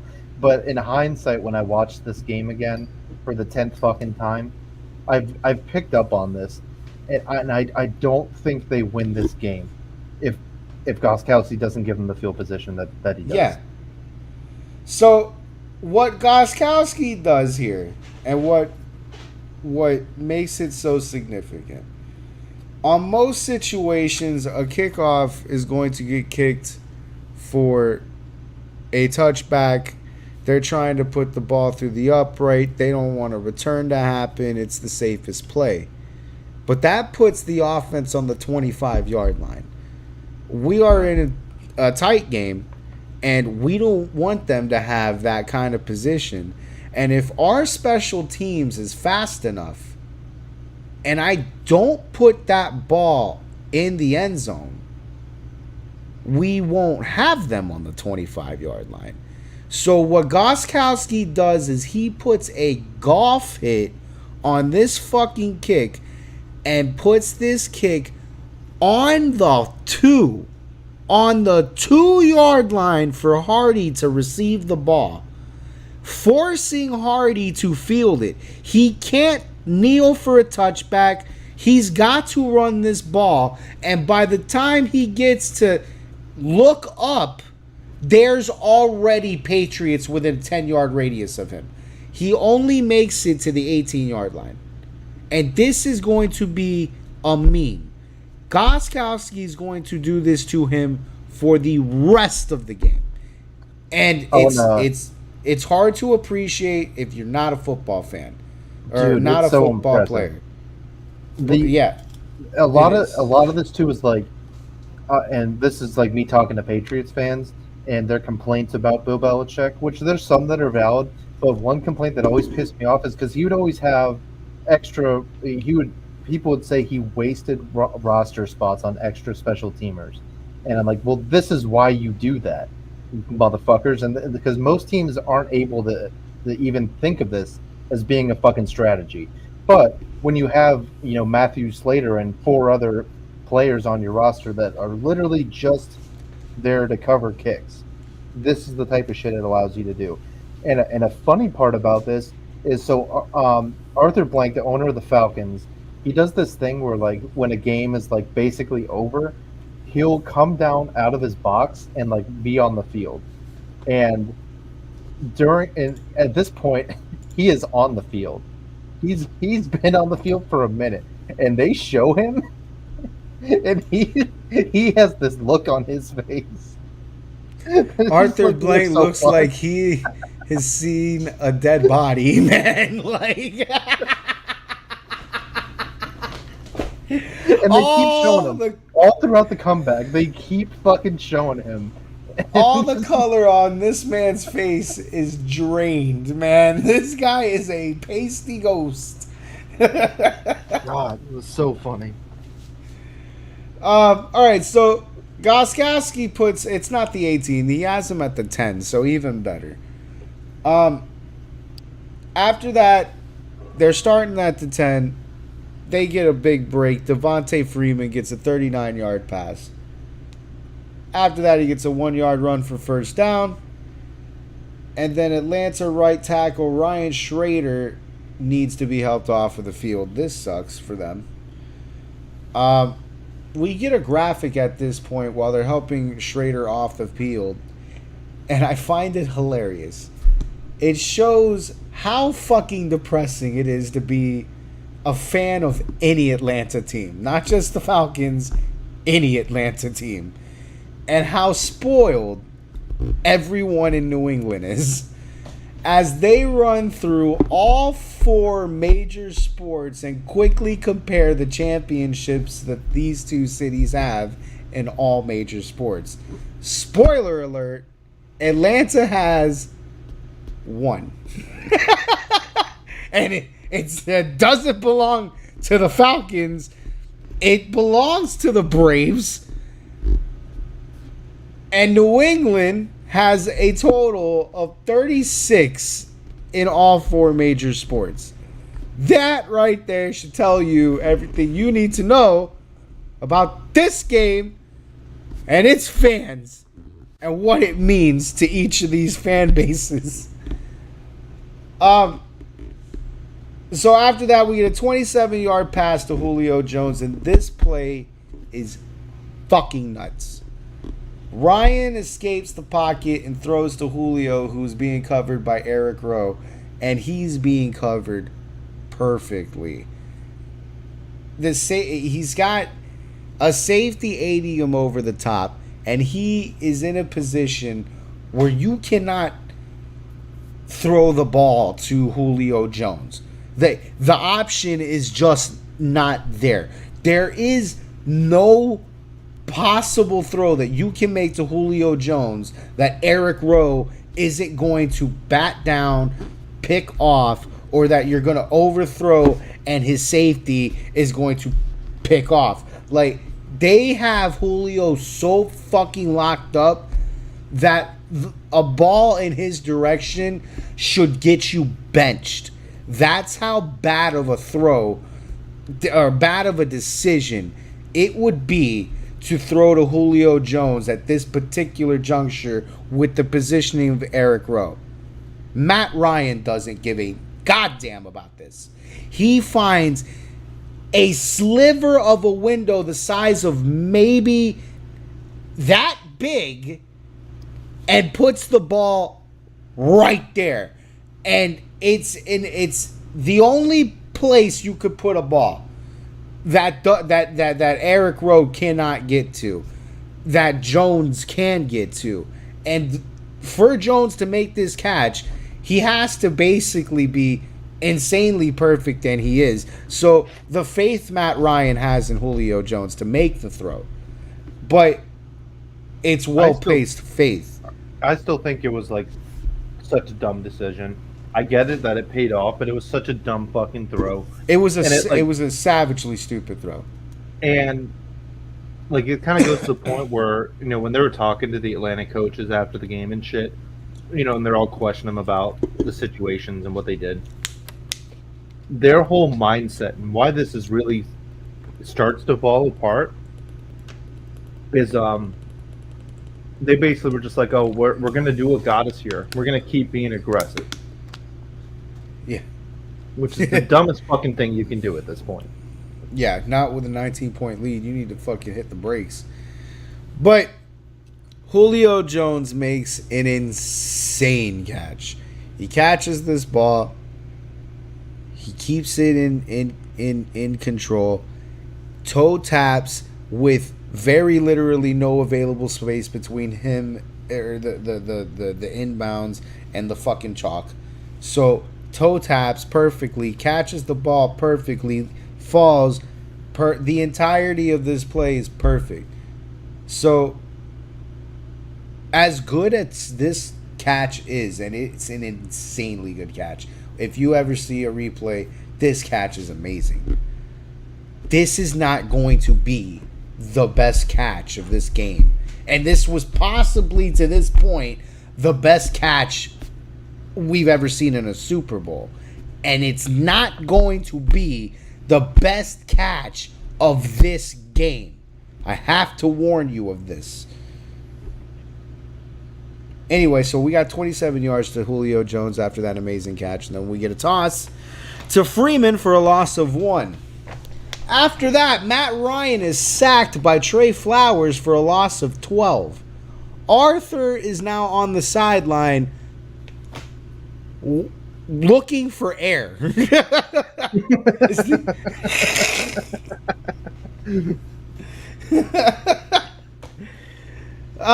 So we're at 3rd and 23.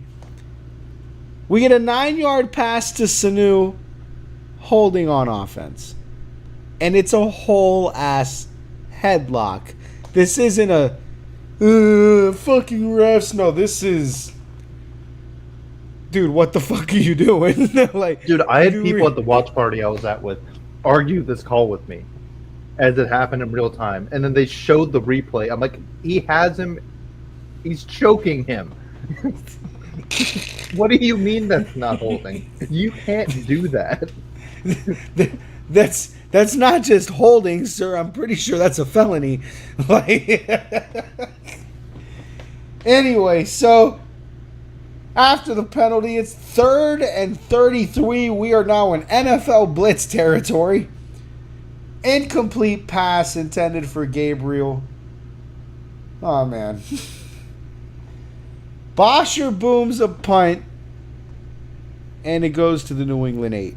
And dude, this punt is probably the best punt of the night. Bosher fucking annihilates this ball. So I feel bad for him because in hindsight, that punt meant fucking nothing. They could have put that shit on the 1-yard line. You feel bad for him? Yes. The punter? Yes. Not Julio Jones, who just made that ridiculous catch to immediately be 3 and outed? Like, no, I don't feel bad for Julio Jones. Because then he got to play with. Because then he played with Brady in Tampa and he won a Super Bowl. Oh well, you know, okay. Yeah. I still feel bad for Julio Jones at this juncture. Anyway, so Incomplete pass intended for Edelman starts the drive. Grady almost had him for a safety. Or had Brady for a safety, rather. Um, Brady at this point, they show a graphic, has had 53 dropbacks with 5 sacks, 11 knockdowns, and 16 hits. And I promise you, Grady Jarrett is half of all of those stats. I promise you this. Dude, Brady at this point has played 2 games of football in one night. He has. Pass incomplete intended for Chris Hogan, but don't worry. On 3rd and 10, we get a 16-yard pass to Hogan, so he makes up for it. After that, it's an incomplete to Edelman, and then we get an 11-yard pass to Mitchell for a first down, and then right after that, a 23-yard pass to Julian Edelman. We are going to stop here. Is this catch? This is all Edelman. Brady does his best job to just try to throw the game away right here. He really does. Like, I can't sugarcoat it. Like, Brady tries his damn best to throw a game-ending interception at this point. And Julian Edelman, I don't know what or how you are capable of being in between 3 defenders with the ball juggling around, and you grab it and keep it a centimeter off of the grass. This is possibly the greatest catch I have ever seen in a Super Bowl. And I just saw the greatest catch I had ever seen in a Super Bowl like 20 minutes ago. So the ball is thrown to the middle of the field where it bounces off the hands of Alford, who just couldn't come up with the interception. He really should have. It is then fluttering in the air where safeties Keanu Neal and Ricardo Allen and Julian Edelman are all in the vicinity of the ball and have all dove to try to catch it. The ball starts to fall towards the ground, and Edelman gets a first attempt at the ball, but Alford's leg is in his face, so he doesn't get a good catch on it before the ball hits Alford's leg. So, another thank you, Secret Base, for this one, because I wouldn't have caught it if I didn't catch the documentary. Alford, all 4 of Alford's extremities have had an impactful play on the ball, or have had an impact on this play. All 4 of them. The ball touched his hands to put it up in the air. His left leg is in Julian Edelman's face, preventing him from trying to make the catch. And the right leg is bouncing the ball up right into Julian Edelman's hands for a catch. This play needs to be studied for a very long time because it to this day does not make sense to me. This looks like an entire mishmash of bodies and it looked like a circus act, dude. But Edelman comes up with the ball.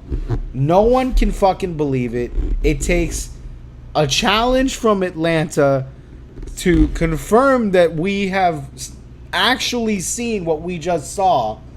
And by the way, that was Atlanta's final timeout. So, after I'm insufferable. I'm insufferable at this point. Because like you were talking about, they show like Atlanta's history. Me being a Boston sports fan after seeing this play, knowing Boston sports history, the fucking dude, start the duck boats, pack the trophy. That shit's coming home. This is what fucking Boston sports do, bro. Every one of their teams have the dumbest comebacks of all time. They never do it easy to you, and it's really fucking annoying. Like the Bruins have come back down 3-1 in the Stanley Cup final. The Red Sox have come back down 3-1 in the ALCS. And I remember listening to an interview with Julian Edelman, and this was like actually a pretty recent interview. But Yeah. someone asked him about that play because, of course, you're going to ask him about that play. It's the Yeah, biggest play of his duh. fucking career, and he doesn't even remember it. He's like, I blacked out. He has no idea how he did that. He just the football gods intervened. He set a ball. He saw a ball. He caught ball. Everything else happened. Which I respect that recollection because I don't think I would be able to remember that either. I think adrenaline would have been so far shot in my brain that it would have fucking impaired motor functions. Like, if I would have been Julian Edelman and made that kind of a catch, I would have needed to have been taken off of the field for a play.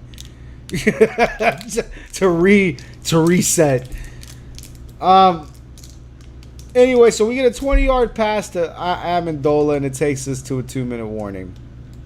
Tom Brady is now 36 for 54, 396 yards, 2 touchdowns, and 1 interception. This is, at this point, the most yards he's ever thrown for in a Super Bowl. Which is crazy that he goes on to break that yardage record in his mid 40s against the Eagles, which is just dumb. I just take a second to think about how dumb this is. That this dude's doing this shit in his 40s. It is fucking insanely dumb. He breaks all rules when it comes to time. I swear to God. He got better. Like you look at his stats. His 40s were the best years of his career, minus 1 year, his last year in New England. The year they were doing everything they could to fucking make him not win. Yes, literally. Fuck you, Matt Patricia. Anyway, 20-yard pass to Amendola takes us to the 2-minute warning, and then we get a 13-yard pass to James White. After that, it's an 8-yard pass to James White, and then a 2-yard run by James White. Yet again, that is 3 plays in a row, James White. That's a touchdown, Patriots. 2-yard pass to Amendola. 2-point conversion is good. It is 28-28 tied. So, let me explain to you what everybody is doing at PJ's house. No! No! No! Fuck! Fuck! Fuck! Fuck! Fuck! Yeah, that's basically the whole house. That is the whole house. PJ is... he can't make words. PJ is now communicating in mumbles and grunts. Like, PJ can no longer speak English. He's overloaded. So he's useless right now. Cannot speak to him. We are in DEFCON 0, full scale meltdown, an entire panic. Oh, and at this point, I eviscerated everyone. And it was a great part of this after that 2-point conversion where one of my friends there had brought his kid. I think he was like maybe 14, 15 at the time, and he was talking. He was the biggest shit talker. You know how those fucking 15-year-olds are. He was talking kids. all the shit. And he was the first person I looked at after that 2-point conversion. And I told a 15-year-old to suck my dick.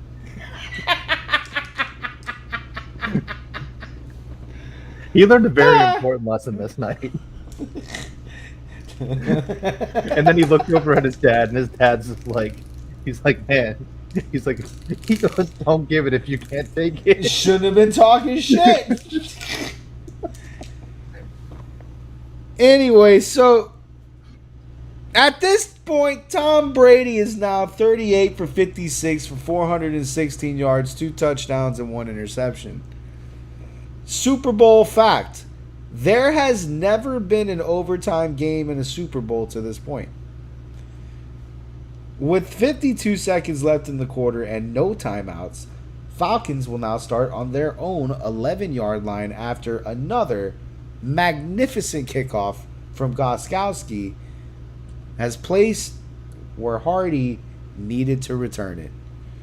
So, 12-yard pass to Sanu, 4-yard pass to Hooper. Matt Ryan clocks the ball at 18 seconds. Third down, Matt Ryan is hit as he throws and passes incomplete intended for Jones. The ball really should have been picked.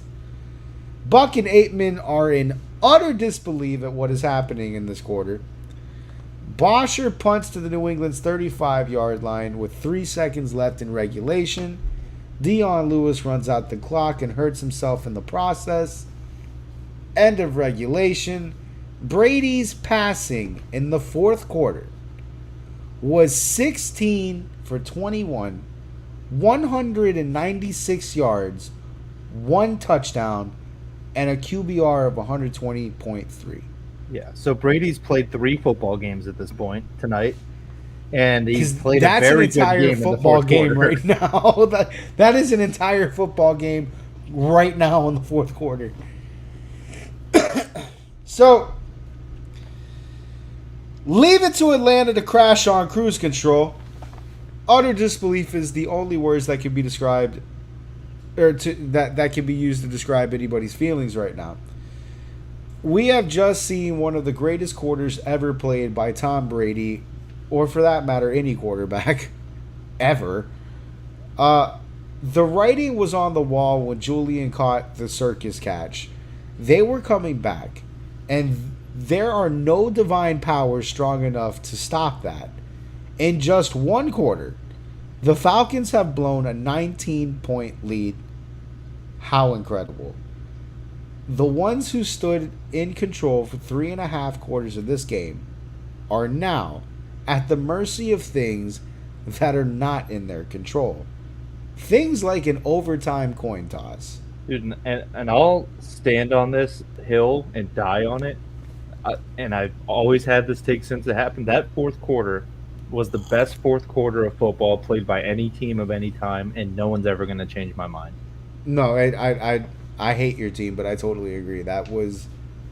I don't think there's ever going to be a fourth quarter played better than the fourth quarter that we just saw the Patriots play in this game. Everything was perfect.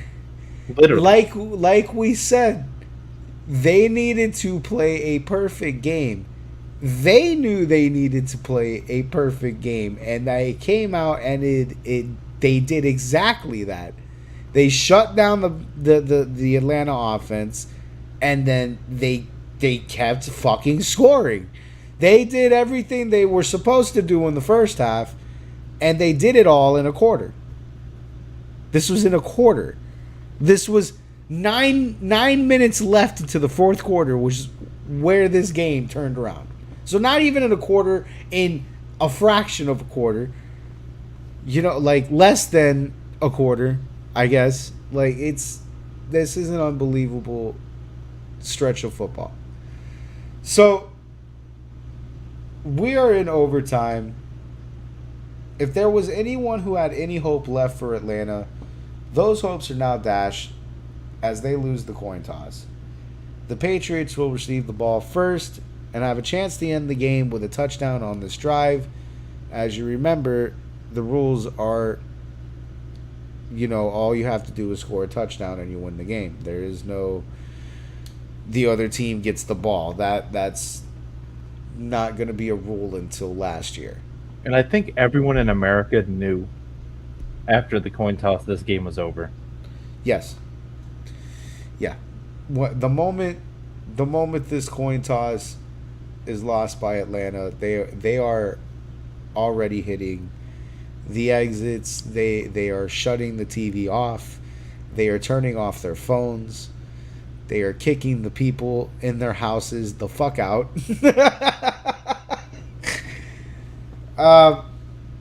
If there was... No. The Patriots will receive the ball first and have a chance to end the game with a touchdown on this drive. The Patriots start at their own 25 after a touchback. We get a 5-yard pass to James White. And here we go. 14-yard pass to Amendola. 18-yard pass to Chris Hogan. Pass to White. blown up by Deion Jones for a loss of 3. Don't worry. We get a 14-yard pass to Edelman, a 10-yard pass to James White, and then a pass incomplete intended for Bennett. Don't worry. Defensive pass interference. First and goal from Atlanta's 2-yard line. This pass is incompleted for Bennett. We get, after that, a 3-yard toss to James White. Touchdown Patriots. And the Patriots have won the Super Bowl, completing the biggest comeback in Super Bowl history, a 19-point deficit. Matt Ryan would not have a chance to possess the ball in overtime, re-sparking the debate about overtime rules. We knew it was coming, and I feel just as sick now as I did back then, because poor Falcons, man. They didn't even get a chance. Well, they did. They did. They had a lot of a chance. Yeah, they were up 28-3. They had I don't think we can blame overtime rules on this shit. I can still, like, out of all the Super Bowls, and this is such a spoiled fucking take, but out of all the Super Bowls, this was the sweetest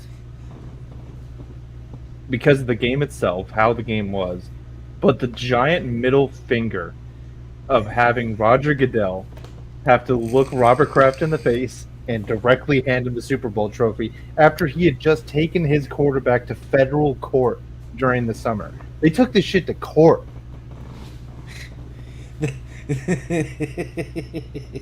And on top of that, for 3.5 quarters, he didn't think that he was gonna have to do this. Yeah. Ah, man, it's kind of funny because I'm sitting in a room of diehard Falcon fans, and I'm upset, and I feel like I don't deserve to be because I don't belong to this fan base. But I'm upset because I just spent 60 minutes as a Falcons fan, and I have felt way more sadness than I should ever feel watching a football game, and this isn't even my fucking team. That's how like. That's how bad that shit was on the other side. That was there was no words that you could say to make this better. This was insanely bad. Like we left. Sorry, PJ. We helped clean up a little bit. We were out because PJ looked so fucking hurt that PJ was so hurt from this game it sent him into a delirium. And he then still hasn't recovered. His takes are still not recovering. He had spent the next, what was it, like 5 years completely delirious, and now it's gotten so bad that he thinks he is a Chiefs fan. So this loss changed PJ. PJ changed that day. I would not know it until much later, but that day had a life impact on PJ. And that's why whenever we get back into football season and PJ starts going on this rant, just know, people, in my head, this game replays because I know where all this is coming from every time. I'm like, I know what this is, and sometimes I'll remind him that. I'll be like, PJ, I get it. It hurts. Let it all out. Which, dude, that's brutal. It's like, don't get me wrong. Like, I've very spoiled Boston sports fan, but at the same time, when all your teams are really good, like forever, basically, my whole life, when they're going to the playoffs all the time, you also have some terrible losses in there. And I've been through some really shitty fucking losses, but nothing like that. Nothing like blowing a fucking 21-point lead. So, the funny thing about this is, I think it was Yep, 2016. So you would think after the Falcons did what they did in 2016, that amazing, phenomenal team, that they would at least be in contention next year. Oh yeah, they'll be back. It's the they'll be back meme. Yeah, they'll be back. Next year's our year. Hmm. So 2017-2018 season, the Falcons went 10-6. I believe they missed the playoffs. They were third in their division behind the Saints and the Panthers. 2018, 7-9, missed the playoffs, second in the division behind the Saints. 2019, 7-9, same story, missed playoffs, second in division, and behind the Saints again. So not only are we now in a, oh my God, and then the very next year in 2020, it's the wheels completely fall off the wagon. They are 4-12, last in the division. So this 28-3 doesn't just have a monumental effect on the fans. It has a monument that this team is not the same afterwards. And then they begin to lose pieces after that. And eventually Matt Ryan is one of those pieces. So the Falcons don't come back. They don't come back for... I don't think the Falcons have been back since. No. So, they'll be back. They in fact have not been since this game. And that Falcons team is completely different looking now. And they're right now just trying to search for an identity. They had a horrific fucking night on 28-3, a night that has permanently changed that franchise. And this wasn't the second. This Super Bowl was supposed. It hurts for them in particular because this was the one they were meant to win.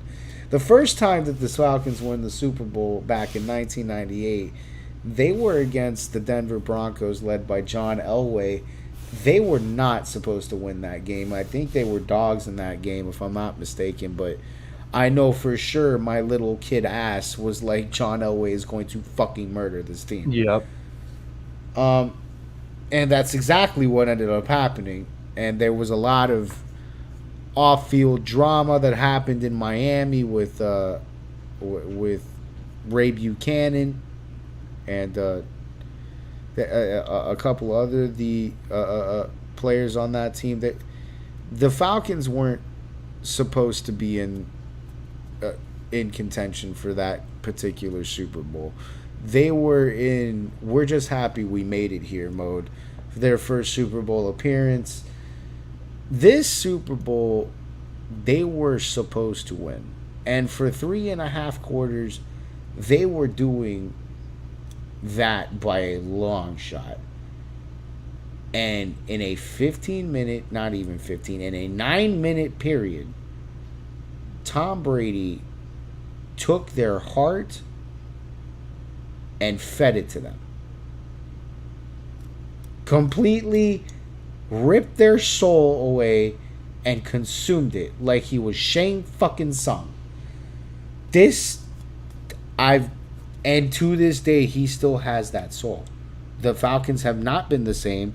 One can argue they've been a soulless version of themselves, and that is because the true soul of the Atlanta Falcons is sitting inside the Super Bowl trophy for Super Bowl 51 in a closet or a trophy case somewhere in the mansion of Tom Brady.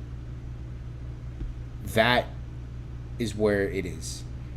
If you're asking, well, this team hasn't been the same, it's because it doesn't have a soul, and its soul is owned by Tom Brady. And I don't know if that's ever going to change. It seems to be their history. It seems to be how the Falcons are. That's what the Falcons are. At the great, at the down, in the deep, and in the core, the Falcons just do not win the big one. They are insane artists of choking. They wrote a book on choking, and it is called The History of the Atlanta Falcons. That is the book. And this game is a great definition of Falcons history. In a nutshell. If you go back on the entire Falcons history, this game will basically summarize it for you. We're good, we're not good. We're good, we're not good. And then we're not good for a long time. Then we're good again, but then we're not good. And we're good again, but we're not. We almost got there, but we didn't. Funny fucking story. Yeah, Brendan, you got any final thoughts? Yeah. This is the game where Brady got his 5th, where he broke Joe Montana's record, and this is when he became the GOAT. Yeah. Yeah, I agree with that. Everything else was a cherry on top after this, which they go on to, if my memory serves me correct, the next 2 Super Bowls. So I think they go to one, lose one. They go to 3 Super Bowls in 3 years, beat Atlanta, lose to the Eagles, and beat the Rams. And then Brady leaves and immediately wins another Super Bowl. Just decides, hey, I'm going to go to Florida. There's this team called the Buccaneers. They suck right now. But if I go there, they won't suck. And that is exactly what ended up happening. He goes there, they don't suck. They win a Super Bowl. He retires, doesn't retire, comes back, gets beat in the playoffs, says, all right, fuck it, I'm done this time. And then now he's chilling on South Beach, rubbing the Super Bowl 51 trophy, looking at the soul of the Atlanta Falcons, staring back. This is where the dumb debate begins, which I'm not sure which side the public is on at this point because they switch every fucking year. Is it the coach or is it the quarterback?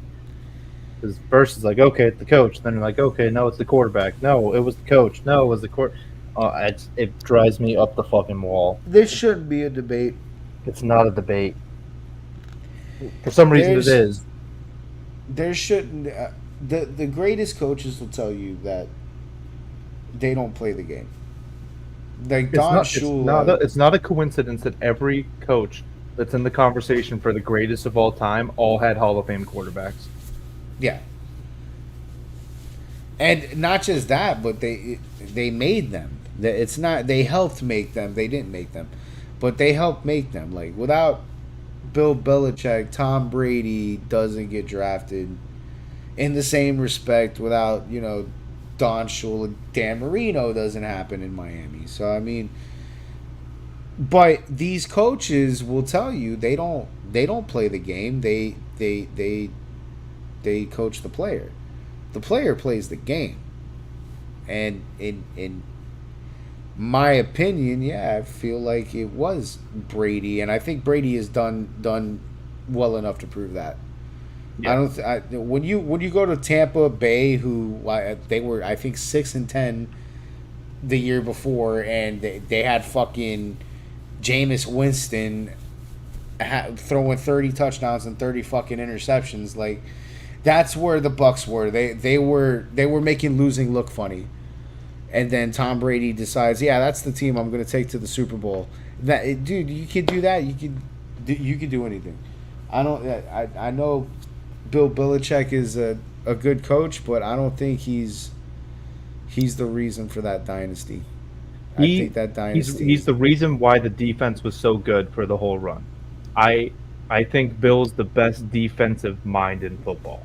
Yeah, that's what I think of Bill, and the football gods shined upon them, and gave him a Hall of Fame, not Hall of Fame, but the best quarterback to ever play the game in the last the 5th or 6th round? 6th round. 6th round of the draft. Like how many times are you going to be able to see a Hall of Famer in the 6th round?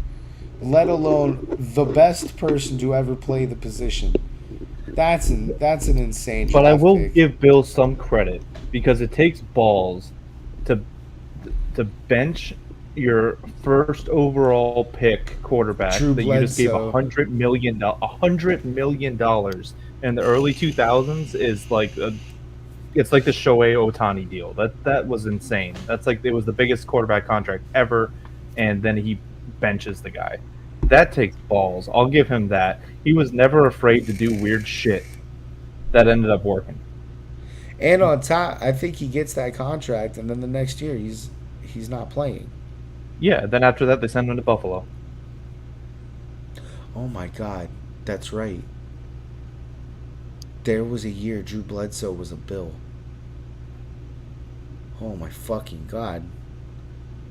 I literally blocked that out of my memory. In the same way that I blocked Jason Taylor in a Jets uniform out of my memory because it doesn't make sense to me. Holy shit. There was a year Drew Bledsoe was a Bill. It's like fucking the Shazam movie. That's like a Mandela effect. Did that really happen? Yes. Huh. Holy fuck. That was only for a year, right? That was just a year. It was a transitional period to retirement. Yeah, I think he was there for like a year or two. Holy shit. Was he starting? Yep. Holy fuck. There was a time period Drew Bledsoe was a Buffalo Bill. And no one remembers it because the Bills sucked. Who the fuck was... Eric Reed wasn't there no more. Or No. Eric Reed. Andre Reed. Andre Reed.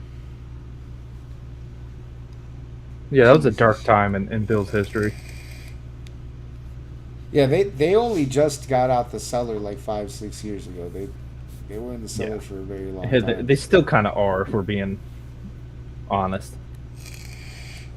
Yes, no. I think the Jets are the fucking owners of that cellar right now.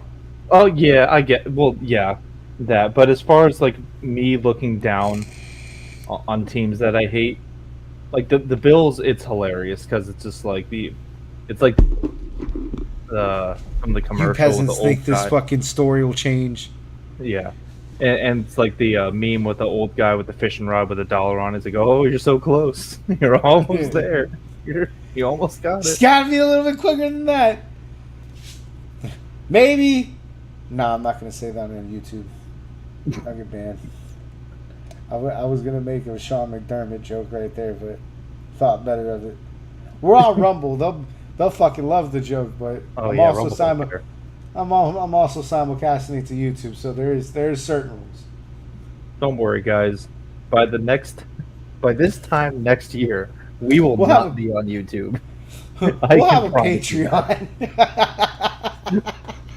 YouTube will not be a thing by next year. YouTube will have kicked us off by then. Fuck these guys. We're done. I can't take any more dick jokes from this fucking guy in a Slipknot shirt. Get him out of here. And the fucking... We got a guy here that fucking doesn't have a consistent avatar. Which I like Pirate Bill is here. I like that we went with Pirate Bill for this. Yeah, I thought it was fitting. The owner of the Falcons. Honestly, we can never let PJ live this one down. He never will. But it sucks because He is so lucky I didn't know him at this period of my life. He is so lucky. He's lucky that chat didn't exist in 2016. Oh my god. If the chat existed in 2016, dude. Oh no. Because that chat's brutal when the Dolphins lose. I can have only imagined if that would have happened to PJ in that chat room, bro. Like, because I get killed. Every time the Dolphins lose, I get fucking murdered in that chat. Fucking savagely. We would have fucking totally destroyed PJ. What the fuck, PJ? I went to your house. I broke bread with you. I sat down. I cheered for your team. What the fuck?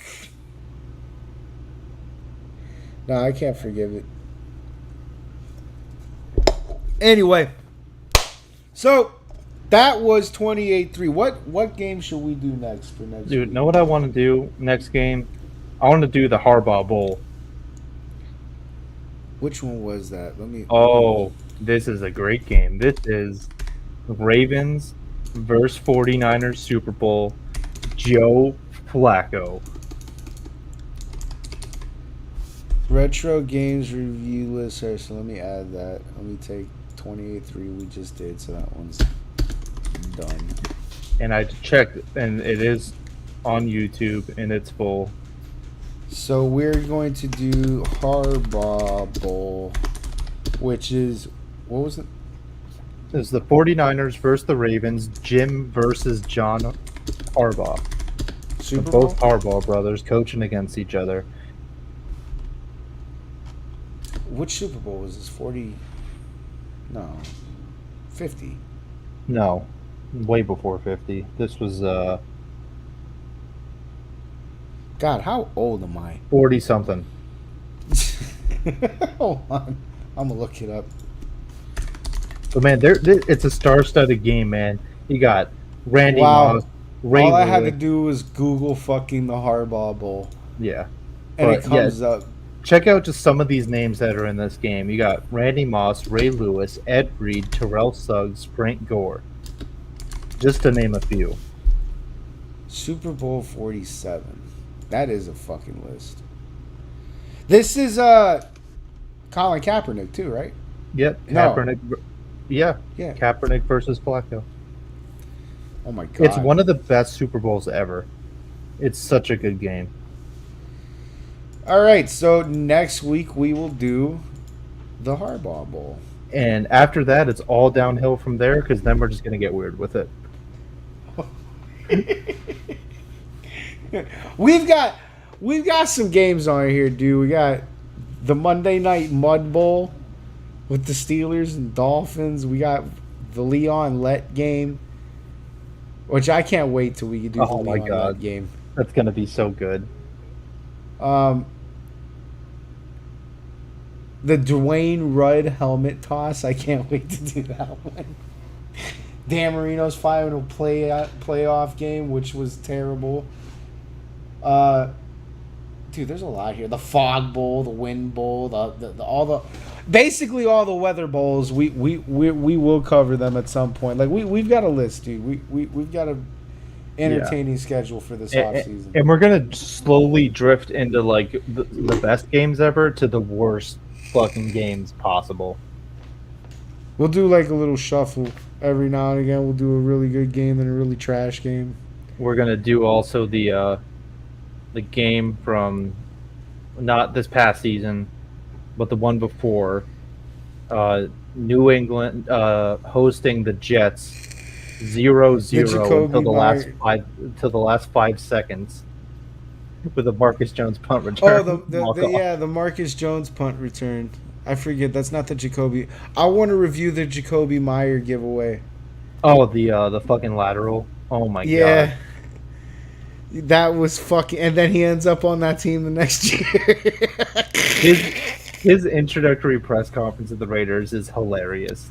It is so good. What? You're welcome. Yeah. I figured this was a great place to be, since I already gifted you. Yeah. Yeah, at least you know I can give the Raiders a win, you know? I'm all in on this. But all right, so next week, I don't know what time. We haven't married on a time. We did this time period basically out of necessity, but we might try to do earlier so we can get Brandon involved. But next week, at some point, we will have a podcast, and it will be about the Harbaugh Bowl. Then Tuesday's show's packed. We got a SmackDown to cover. We got a Raw that's happening tomorrow that we got to cover. Tomorrow at 12 is the start of the legal tampering period. So basically, free agency starts tomorrow at 12. So we'll have a lot of stuff to go over. I think we'll eventually end up doing a dedicated free agency podcast once everything's wrapped up, because there's a lot that happens.